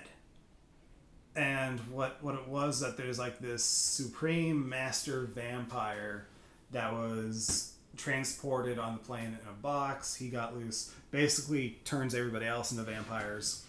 And it's basically huge vampire. The series is huge vampire infection spreads throughout New York City, and there's a small band of survivors that's trying to take down the master vampire. These are not your sparkly Twilight vampires. Oh, hell no. They are also not your charming Dracula vampires. These vampires are freaking animalistic. All they do is kill. Like that's what they do, is they just kill, and then they've got like these really long tongues that extend out of their mouths. And, they are vicious. They are bloody. They don't care about anything other than just food. Feeding, yeah. They look awesome. But yeah, it wasn't the most popular show I was on. There was a lot of competition when it was on. I mean, there was a lot of Yeah. shows on FX, just FX at that Yeah. time. I mean, Sons of Anarchy was still on at that time. So was The Americans. So was, I think Nip Tuck was still on. He was still finishing up his last Nip season. Tuck, Jesus I think Christ. Nip Tuck was long over. Was it long over at that time? Yeah, Nip Tuck's been done for a while. Yeah. A while. Yes, I have Studi. Yeah, I know. There's a lot of competition for that show at that time. Which I greatly prefer The Strain to The Walking Dead. Because I mean, it's Walking Dead, Band of Survivors against zombies, Strain, Band of Survivors against vampires. Also, one has a higher budget, more than, $15. Yeah. Oh, no, wait, I'm sorry. Walking Dead, $20. Yeah. Which, I mean, The Strain looks beautiful. And my reasons for liking it more than Walking Dead, well, Walking Dead is a series that's meant to just keep going. Like, there's really no end goal. In sight. There's really no end goal for it. It's just keep surviving. It's a soap opera. Yeah. Whereas The Strain, there is an end goal in mind from day one. You're killing the main vampire. Yes. So there is something it's building to. So it's a series that has a clear beginning, middle, and end, and I appreciate it for that. 4 seasons, in and out, told its story, we good. The look of it, like, it actually uses like color and it just looks beautiful. Whereas The Walking Dead is just kind of just Desaturation. just kind of a It's dreary, desaturated. Like, I've seen it. Whereas Guillermo del Toro, he'll always come up with a unique look. So The Strain is interesting to look at. The characters, I think, are more interesting in The Strain. The monster designs are fantastic. The villains all have interesting motivations. There's this one main character, Satrakian, former concentration camp prisoner, who keeps his wife's heart in a jar. I'm not going to go into spoilers about that here. Don't talk too many spoilers because I do want to see the show. Yeah, I do plan on showing you the show, but I mean, I wanna watch it Satrakian's too. played by the guy that headed the Red Wedding in Game of Thrones. That old guy. Oh. Yeah. And like, there's this one vampire who served right under Hitler, who's kind of like his rival throughout the series, and there's a moment with those two characters in the final season that I think is some of the best writing for a horror TV show ever. Nice. There's one character who's an exterminator who is just awesome. There's actually a funny bit in the first season where the exterminator is getting lunch and at this restaurant, and if you look in the background, you'll see that it's all other exterminators that are eating there. So it's like, how do you know which restaurant in New York City to eat at? The one that all the exterminators go to, because they know that it's clean. Well, yeah, it's The Strain's just a really interesting and unique looking show. Yeah, I highly recommend I mean, I remember seeing the trailers when I was a huge Sons of Anarchy fan, Yeah. so I remember seeing the trailers, during that time. It looked fantastic. Yeah, and I mean, Guillermo del Toro wanted to approach vampires from a biological perspective, and I think the show succeeds in that. It's a great fucking list, man. I think everybody had a great list. Actually, I'm gonna tack on 2 quick ones because I was thinking about it as we were going along. One's obvious, and the other one's actually really underrated, but I really highly recommend it. The one that's obvious that I love, and it's a horror comedy, but it has a lot of monsters in it. It's Ghostbusters. Oh, yeah. I love, I know you have your opinions about horror comedy and everything else, comedy in general. It is a monster movie. It's also fucking hilarious.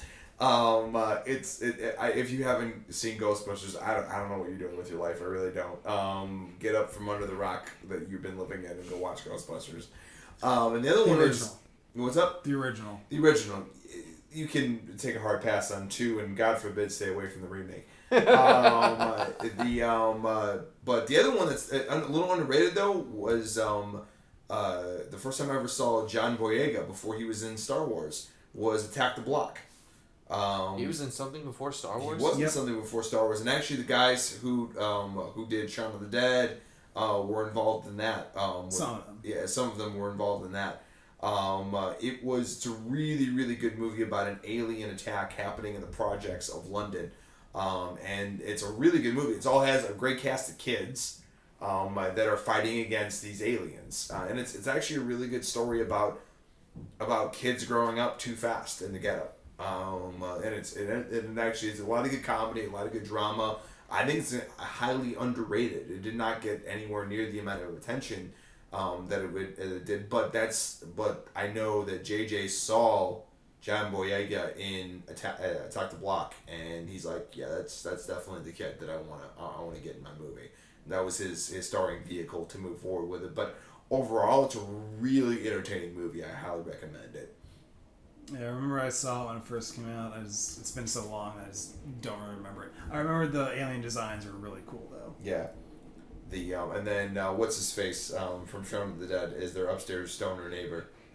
The heavier set guy. Nick Frost. Nick Frost, thank you. I could not think of the name. Yeah, Nick Frost is their upstairs. He provides most of the comic relief. He's actually super great in it. So yeah, I guess that's the monster list. So I guess it's my turn to talk about the question of the podcast. Question of the podcast. Question of the podcast. A podcast that has a question. Indeed. It's very questionable. Actually, you guys got a choice. Okay. Because I was thinking about 2 different ones while I was in here. Favorites behind the scenes story that you've ever heard in a professional movie, whatever tidbit you've heard behind, or the craziest fan theory about a movie that you've ever heard, whether you believe it or not. I have one for both of them.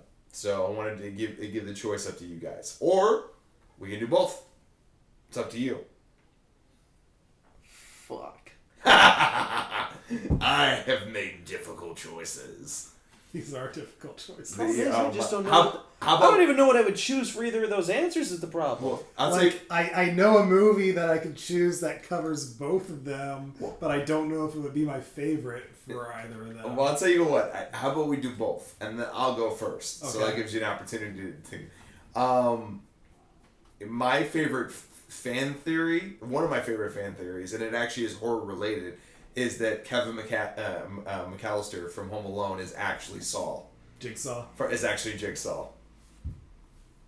Huh? Think about it, Zach. Think about all the traps he sets for all the criminals, Jesus. and how he wants justice for people who break the law and who are immoral. Yeah, but there's a huge age gap between Jigsaw and the kid. Of course there is. I don't believe it. I just think it's a fascinating fucking theory. And then of course my other favorite one is obviously from Pulp Fiction. What was in the golden briefcase? What was in the briefcase? I believe it is Marcellus Wallace's soul. I've always thought that was the case. I think it's a cool fan theory. I've always dug it. It's definitely one of my favorites of fan theories. And then obviously too, one of my favorite behind the scenes stories is from Jaws, where one of the boats starts to sink, but it's the wrong boat. They have a specialty boat. I love how they're all on their phones right now, desperately trying to run and find something on the internet right now because they weren't prepared. Sorry, guys.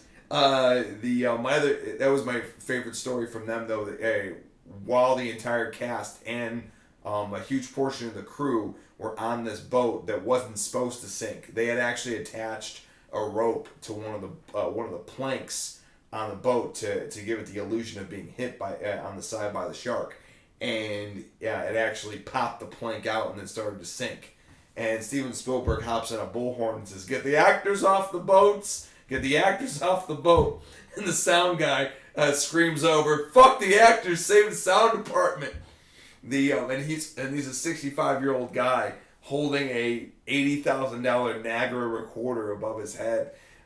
desperately trying to save this. And then during that whole process, a canister of film got thrown into the Atlantic Ocean with salt water, so they had to fly it over to New York and get it into some kind of saline solution to get rid of the salt. They saved it, but this poor guy from the sound department, eventually his arms gave and it fell right into the damn water and broke. And he said, without missing a beat, the guy's like, "Guess that's a wrap for sound for today."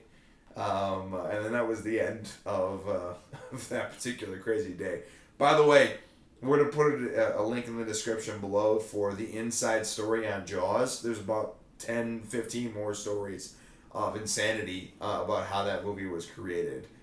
So I see the look of desperation in all the other guys right now. Brandon, you got anything? I think I have something. I'm trying to keep it with horror movies. But I'll start with the behind the scenes story. Okay. And there is also there are also multiple fan theories for this movie. And it's Stanley Kubrick's The Shining. Oh my god. Okay, Zach just sneezed over me talking, so in case the microphone didn't pick it up, Stanley Kubrick's The Shining. How was the take, Stanley? It was great, Stanley. Let's do it 500 more times, Stanley. Yeah, which Mark and I have a running gag about Stanley Kubrick's favorite crew member is Stanley Kubrick. So we just imagine a set full of Stanley Kubricks, like one behind the camera, one holding the boom, one doing the slate, one operating the dolly, so on and so forth. Remember Stanley Don't Talk to Shelley? Yeah, that was terrible. Oh my god, it was awful. To some of the behind the scenes and everything else. Don't treat her like a human! What? Holy shit! Yeah, how holy Kubrick shit! Did not want Shelley Duvall to have a good time at all. Oh my god. Oh. And that rhymes too, by the way. Yeah. And the freaking just everything about really all of his movies, really, but just The Shining in particular. He's a nut. Oh man. I think it took like 3 days to prepare each take of the blood coming out of the elevator. Oh my god. There's so much craziness. And everything had to be perfect. And he has to fill every single... I would have been like, Stan, nobody's paying that much attention. They really aren't. I'm sorry, you're not that fucking important. Well, you know what his response to that was, right? Just wait until they invent the internet. Oh my god. He was that forward thinking. Oh my god. It's just fucking Stanley, man. Motherfucker could see the future. Dude, to have the point where you have shot by shot analysis of this fucking movie. Yeah. Oh my god. Anyway, I'm sorry. Go ahead with your story. There are the fan theories about how The Shining could be about Native American genocide, or it could be about how Stanley Kubrick films the moon landing. That's a wide range of fan theories. Sure. I'm pretty sure he just did it just because he... You know what? He did it because he wanted people to still be having this fucking conversation 30 years later. 30 years later, try 100. Yeah, that too. Let's keep talking about it. The fucking Stanley. As long as we're together, I guarantee that conversation's going to keep coming up. So was your story about Shelley Duvall? Yeah, that's basically it. Fan theory, though, I do have a favorite fan theory for horror movies. All right, I got it.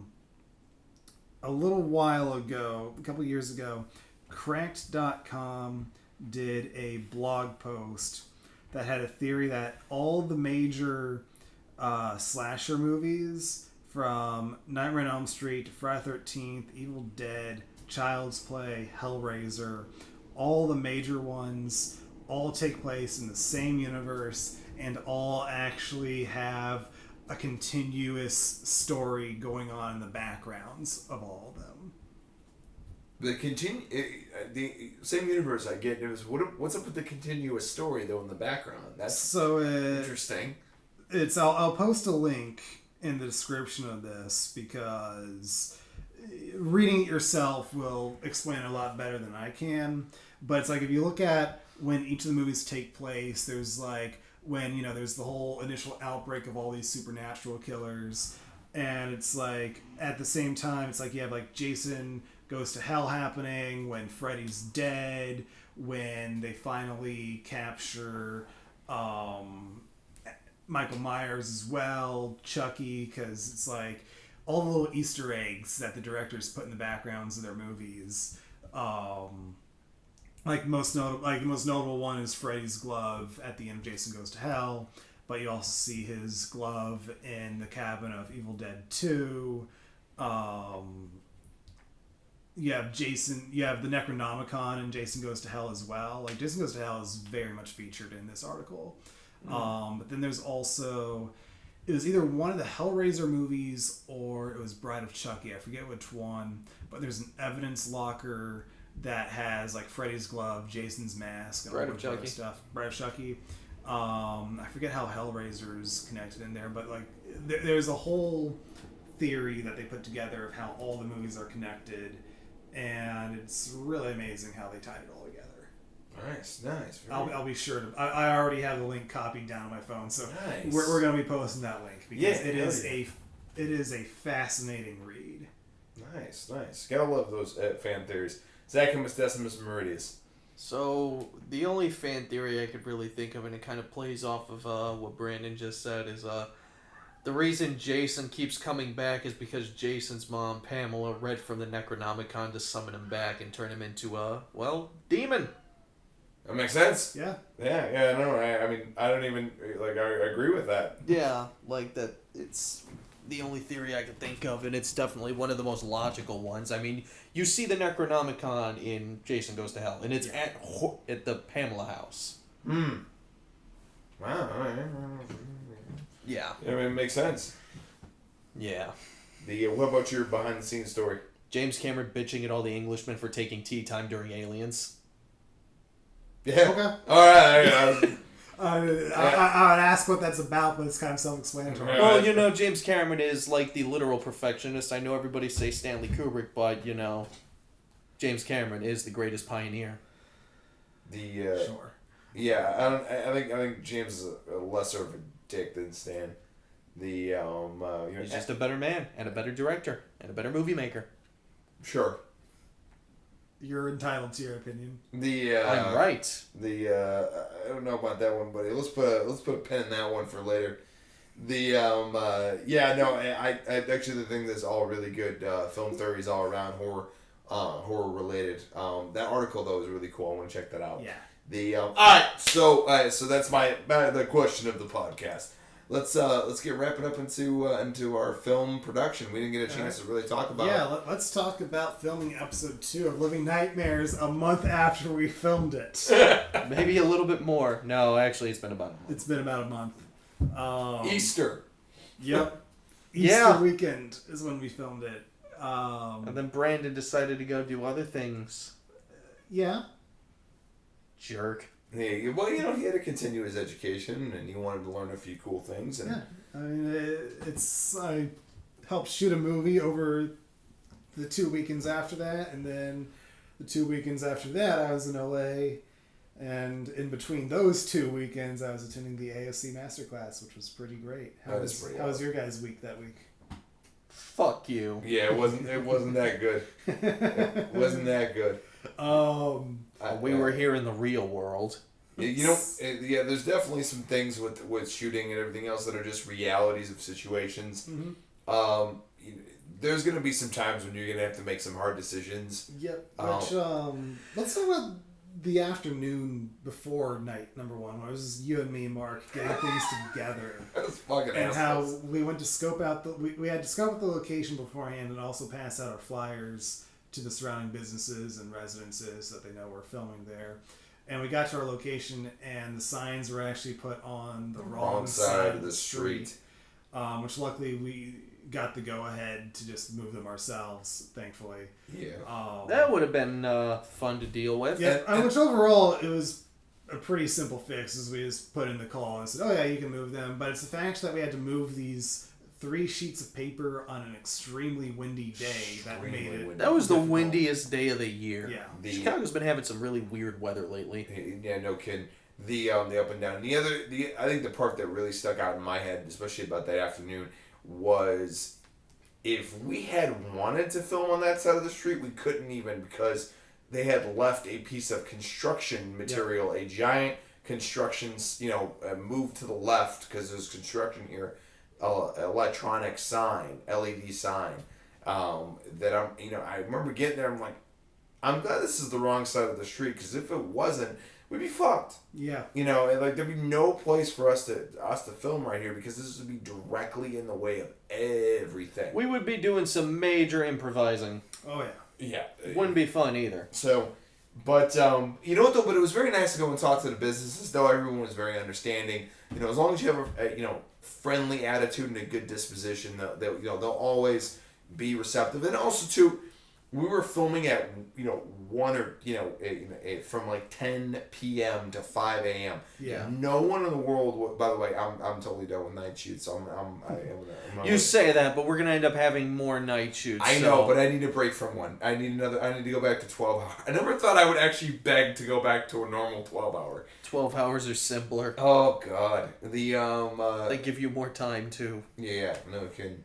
But you know what though, it ended up being a really good experience with all the neighbors, but we weren't really affecting them in any way. No. Because it was mostly businesses. Correct, and they were in that closed. area, and so they would have been closed. And it was a holiday weekend. At least an hour before we even got there, so it was a very smooth process. One of our biggest things, and I think we've mentioned it, briefly. We mentioned it before we did the filming on our last one of the other podcasts. Be careful when you do dates for filming shoots, and watch out for national religious holidays in general. Unfortunately for us, because of my schedule, we had to do Easter. We had to do what we had to do. It was either Easter weekend, or we would probably be filming this weekend if at the earliest. Yeah. We would have had to have filmed this weekend, maybe, and then who knows with Memorial Day. Yeah. So. Yeah. We would have definitely been behind. It would have definitely been at least a month and a half before we could have filmed again if we didn't film it that weekend. Yeah. And that would have really thrown things off tremendously. But now we're in a much better place. Overall, I think, we definitely had it was a rougher night. I mean, unfortunately, we had a lot of cast members and crew members that couldn't attend due to the holidays. Yep. We had to make some last minute casting changes and some last minute crew adjustments as well, which wasn't the best thing in the world. But it worked. It worked. Yeah. It ended up being I would almost say even better. It was a happy surprise. Yeah. Of the situation, but. The big story that everybody... My favorite story, when we first got to the location, so we had to get roughly a block of parking spaces to use. No, it wasn't a block, but it was a lot more than we bargained for. So we had 3 to 4 cars worth of space to actually move around, which was much more than we thought we were going to have. We had 5 car spaces for 3 cars that we needed, which 2 of the cars were our work vehicles. We had our crafty table, and then there is the 1 parking space that was going to be our actual filming location. Right in the middle of our workspace, when we first got there, and the city actually put up signs for us, no parking signs, reserved parking signs. Of course, we had to move those, but we still had them. Actually, we still have one right over there on the table as a souvenir. We kept them as souvenirs because why not? You have all 3? Yeah, nice. I kept them as a souvenir. We'll get them all framed so each of us can put one up. Our first toe zone. Nice. Memento. But yeah, we got there and there was somebody parked right in the middle of our workspace. Right, in the worst possible spot. Yeah. Like, there was technically another car that was technically in our space, but they were just kind of like hanging into the end of the area that we weren't even really using. Pretty much on the border. Barely. Yeah, so that car we didn't really care about, but literally the place where we were going to film, he was parked in when we got there. So, Mark, what did we have to do? Mark had to call the city and sanitation department of the city of Chicago and get that car towed. Moved, away. Which I'm sure they're going to charge them, an arm and a leg to actually move. Yeah. Is it unfortunate and everything else that had to happen? Yes. Was it absolutely necessary that it had to happen? Absolutely. Yeah. There was no way they were going to get what we needed to get done, and then a lot of time that we had, it was a very, very difficult shoot already to begin with, and it had to get done. I remember our makeup artist, Antonisha, came up to me. She said, "Mark, I want you on my next shoot because I wouldn't have the heart to do it." But also that's, the last podcast, or the podcast before when we had Jeff on, like, that's what a producer does. Yeah. Like, that's what an executive producer does, especially when on the set and everything else. They take care of the logistics. And they take care of sometimes of the things that other people don't want to do, or, the asshole things, some people would like to say that people don't want to do. But unfortunately, that's the reality. There's reality. We paid our money to have Correct. a certain space Correct. to work in at a certain time. We had signs out. And then this guy's just parked smack dab right in the middle of our it's shooting like location. What we're supposed to do, because if it was just the three of us, fine, we'll work with it. But we brought on how many people? It was an 8-person crew, excluding us, I think, cast and crew together. Yeah, I think so. Yeah, so that's 8 people who are waiting on us. So we had to make a difficult decision. But looking at the footage, I think it was the right one. Oh yeah, absolutely. I will say though, all throughout the first night, I was just expecting to start hearing somebody coming out screaming, "Hey, where's my car?" But that never happened. I'm glad it didn't, because that would have just, made things even more complicated. What is it? One guy versus 12. Yeah. Okay. Still, people are insane. Well, yeah. Well, people are insane. But that being said, it is a reality of the filming world. It had to get done. It is. It sucks. But the one thing I will say though is, and this is a piece of advice for everybody, don't let anything take the wind out of your sails. Yeah. Because that happened to us a little bit. And I remember we felt like we were a lot more behind than we actually were. They actually took the me being on the phone. You guys made the best of that time. Yeah. While we were waiting for the tow truck, we were setting up the shot so that way once it was moved, we could just get the camera back and we had everything marked, ready to go. So once that car got taken out, we could have just moved the camera back in position, get ready to go. And I would say we were finished setting up maybe 5 minutes before the tow truck got there. It did take about 20 minutes for the tow truck to actually get everything towed and everything else. So all in all, we probably lost about 20 minutes. I think we lost about 40 actually. I would say about half an hour. But I think we certainly felt like we lost 2 hours. Yeah. Oh yeah. And that's the one piece of advice I'd give to everybody out there that with filmmaking and everything else. Don't let that get to you, man.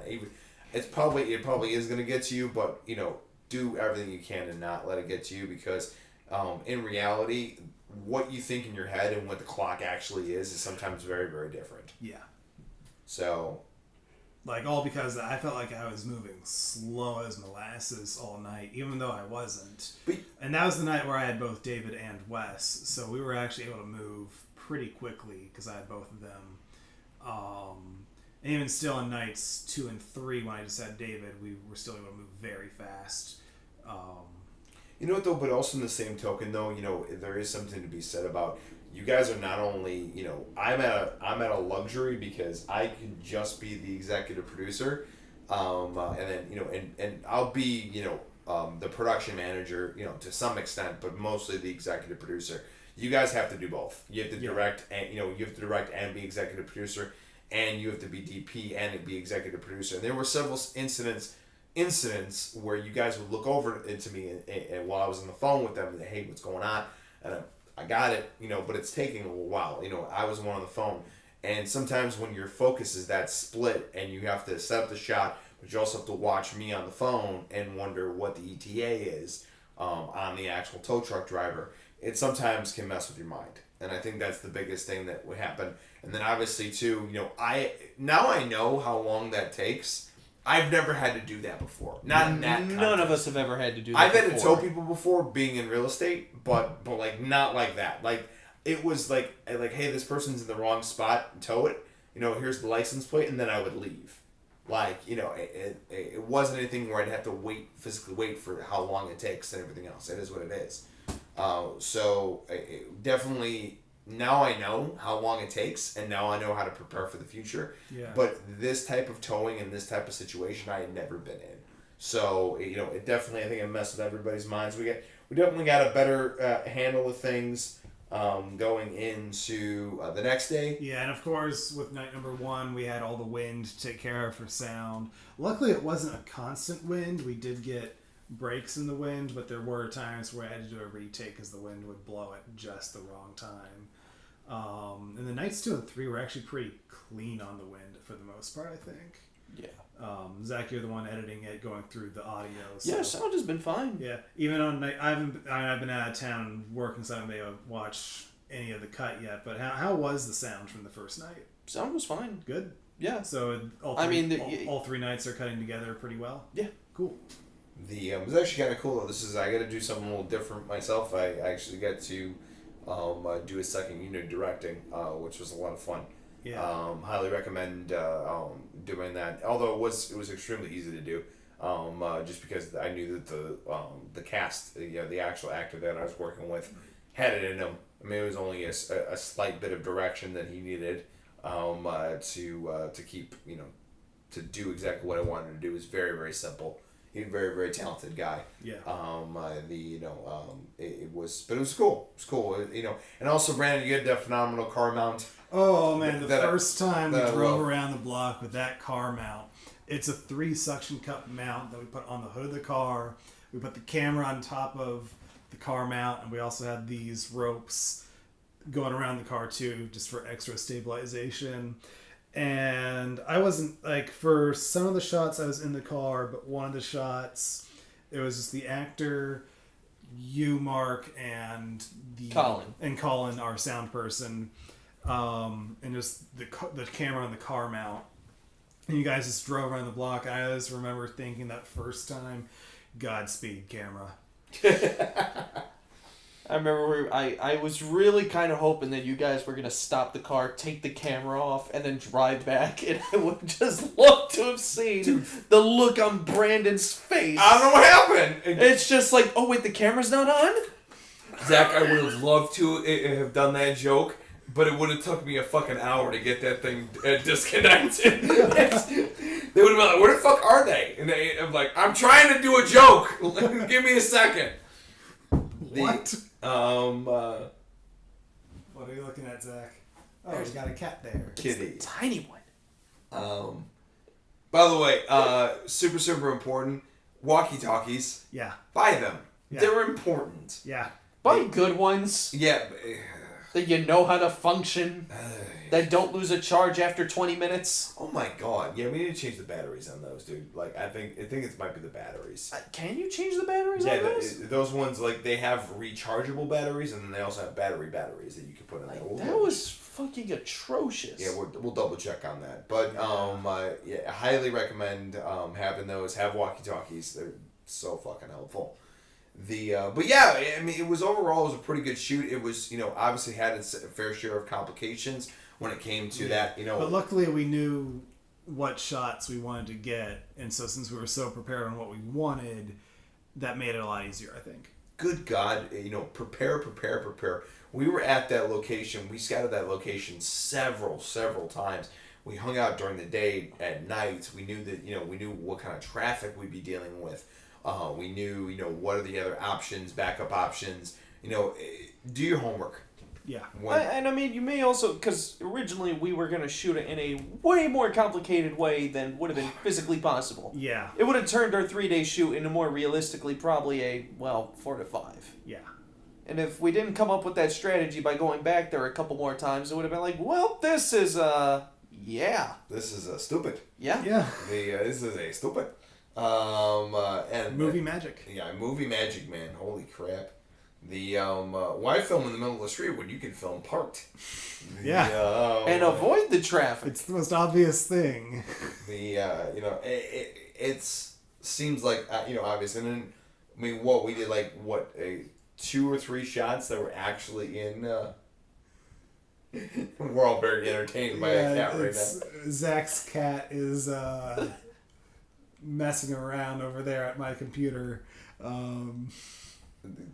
And then he turns back to us like, what the fuck are you laughing at? Oh, he is the cats adorable are one. mysterious creatures. Indeed they are. Life would be so terrible without them. But they would kill you if they had opposable thumbs. Sure. But yeah, it was. Yeah, we definitely made some good decisions on that set. The people that dropped out and ended up being, I think, casting wise, I think we ended up being very, very lucky. Yeah. Yeah. All three of our actors are great. Oh, Indeed. absolutely fantastic.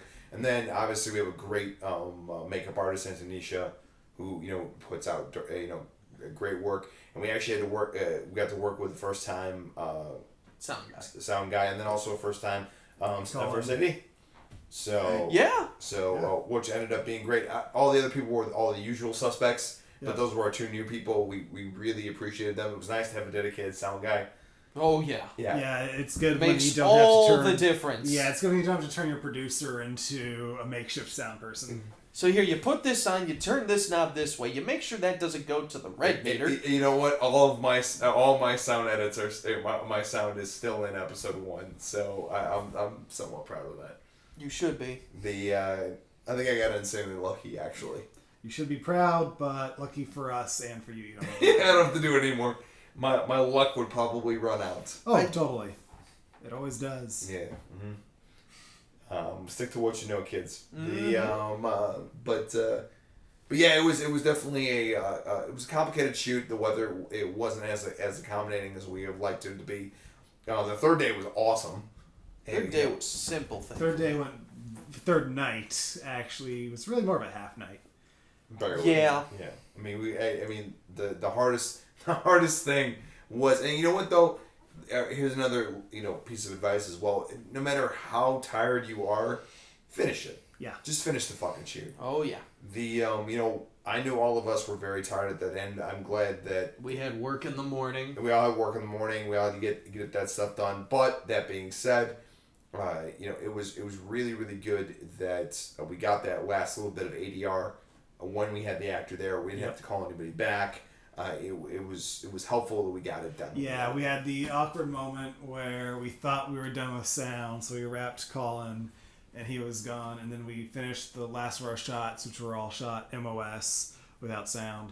And then as we're packing up, the actor was the one that reminded us, so we're doing my voiceover tonight, right? And we went, damn it, sure! Sure we're doing that tonight. No, Mark was like that. I'm screaming in my head, fuck! Yeah, go use my bedroom and everything else. Shut the door. I'm just no like, fucking Mark, you don't want to use that damn machine. Go. Dude,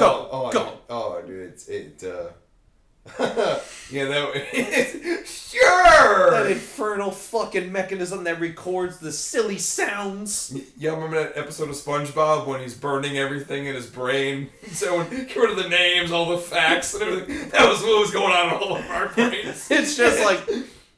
Get rid of the evidence! Or that crazy lady in the fucking It trailer and everything. Well, her brain's on fire. It's just like, what the fuck are you doing? But sure, we got it. We got it, and it sounds good. It does. It definitely. Thank fucking Jesus. Get what you need to get, and actually, we even had enough energy to take a final photo for Instagram too. So we obviously weren't that tired. Yeah. Unfortunately, we never got our full cast and crew photo. We were a little splintered for most of the time, but we did get a lot of good still shots. Get a lot of still shots. We live in a very publicity-driven world, so you have to have the Instagram and the Facebook and the Snapchat and all the other stuff. All those damn social things that people love for some reason. As I said when I had my little powwow with the cast and the crew before each shoot. I know you did. And during the shoot, hey, have you liked us on Instagram? I do. Hey, can you please like us on Facebook? Hey, have you heard Huey Lewis in the news? Well, that last one kind of happened. But Zack and Brandon were the only ones that laughed. Here's my advice, though. If somebody does stop in on your shoot and ask what you're doing, That's a good marketing opportunity. Because, like, I remember, like, the first time a car stopped by and asked, hey, what are you filming? And everybody was kind of like they just want to get the guy away. I was the first one to actually walk up and shout to them, we're filming a horror series, Living Nightmares. Look us up on YouTube.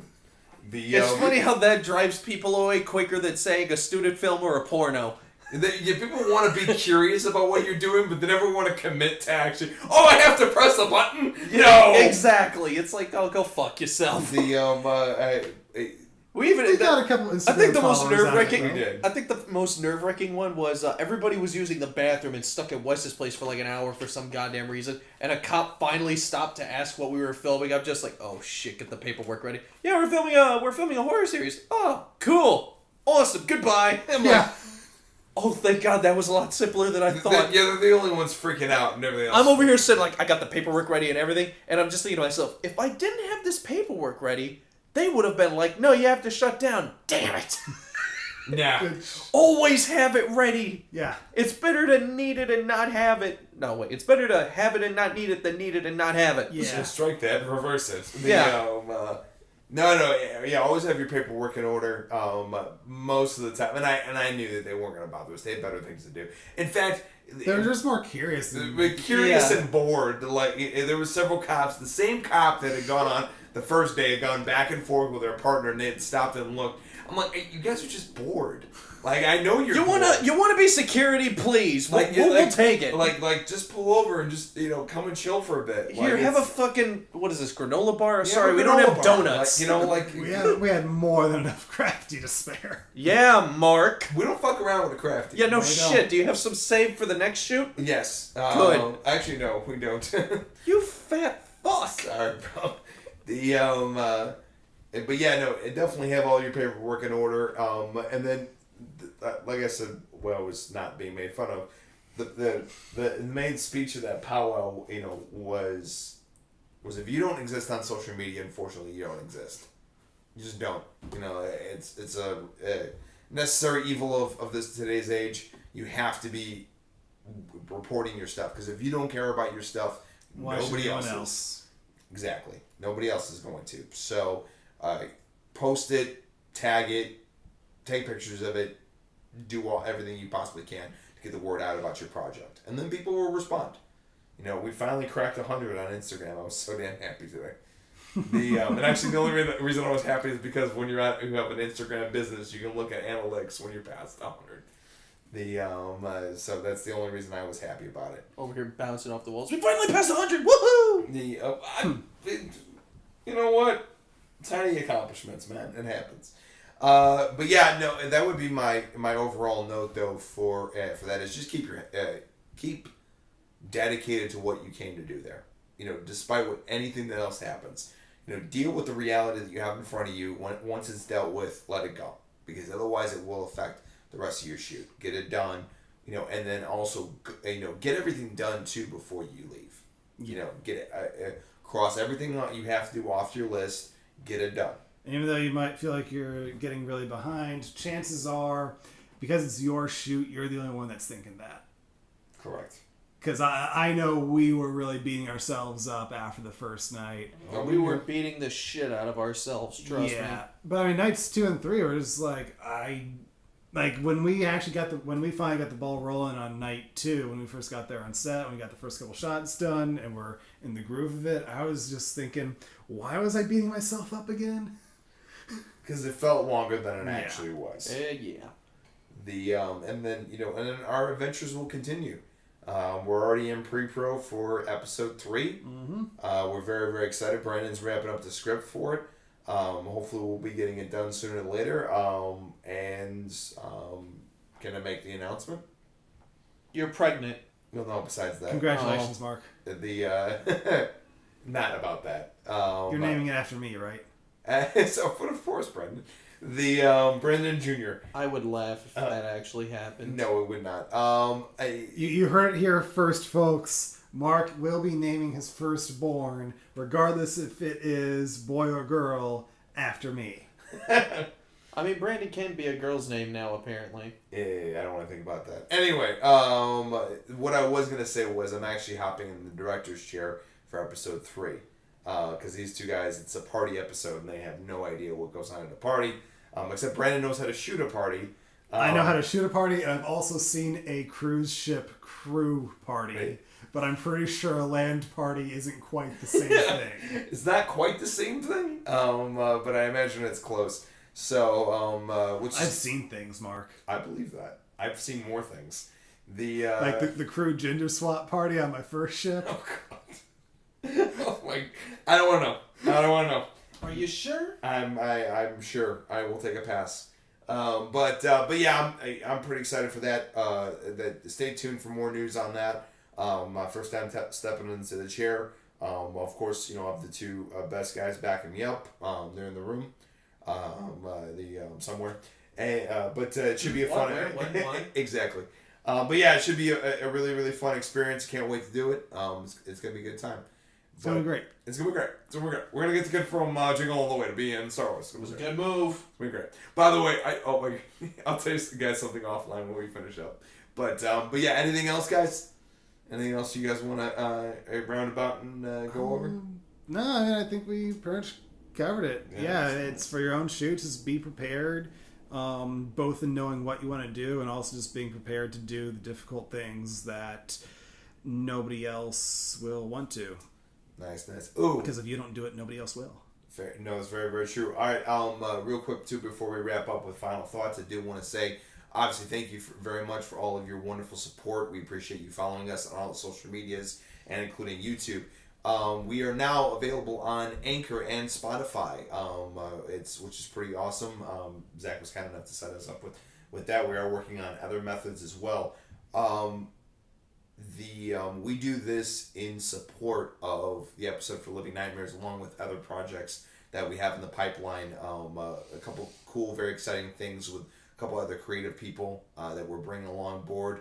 We'll be making more further announcements about about how we're going to handle all that, and how we're going to organize all that. Unfortunately, though, we do want to continue doing this, and we do want to continue to provide excellent quality towards these, and also towards, of course, Living Nightmares. But it does cost money. That is the reality of the situation. I do know right now there's actually a way you guys can help.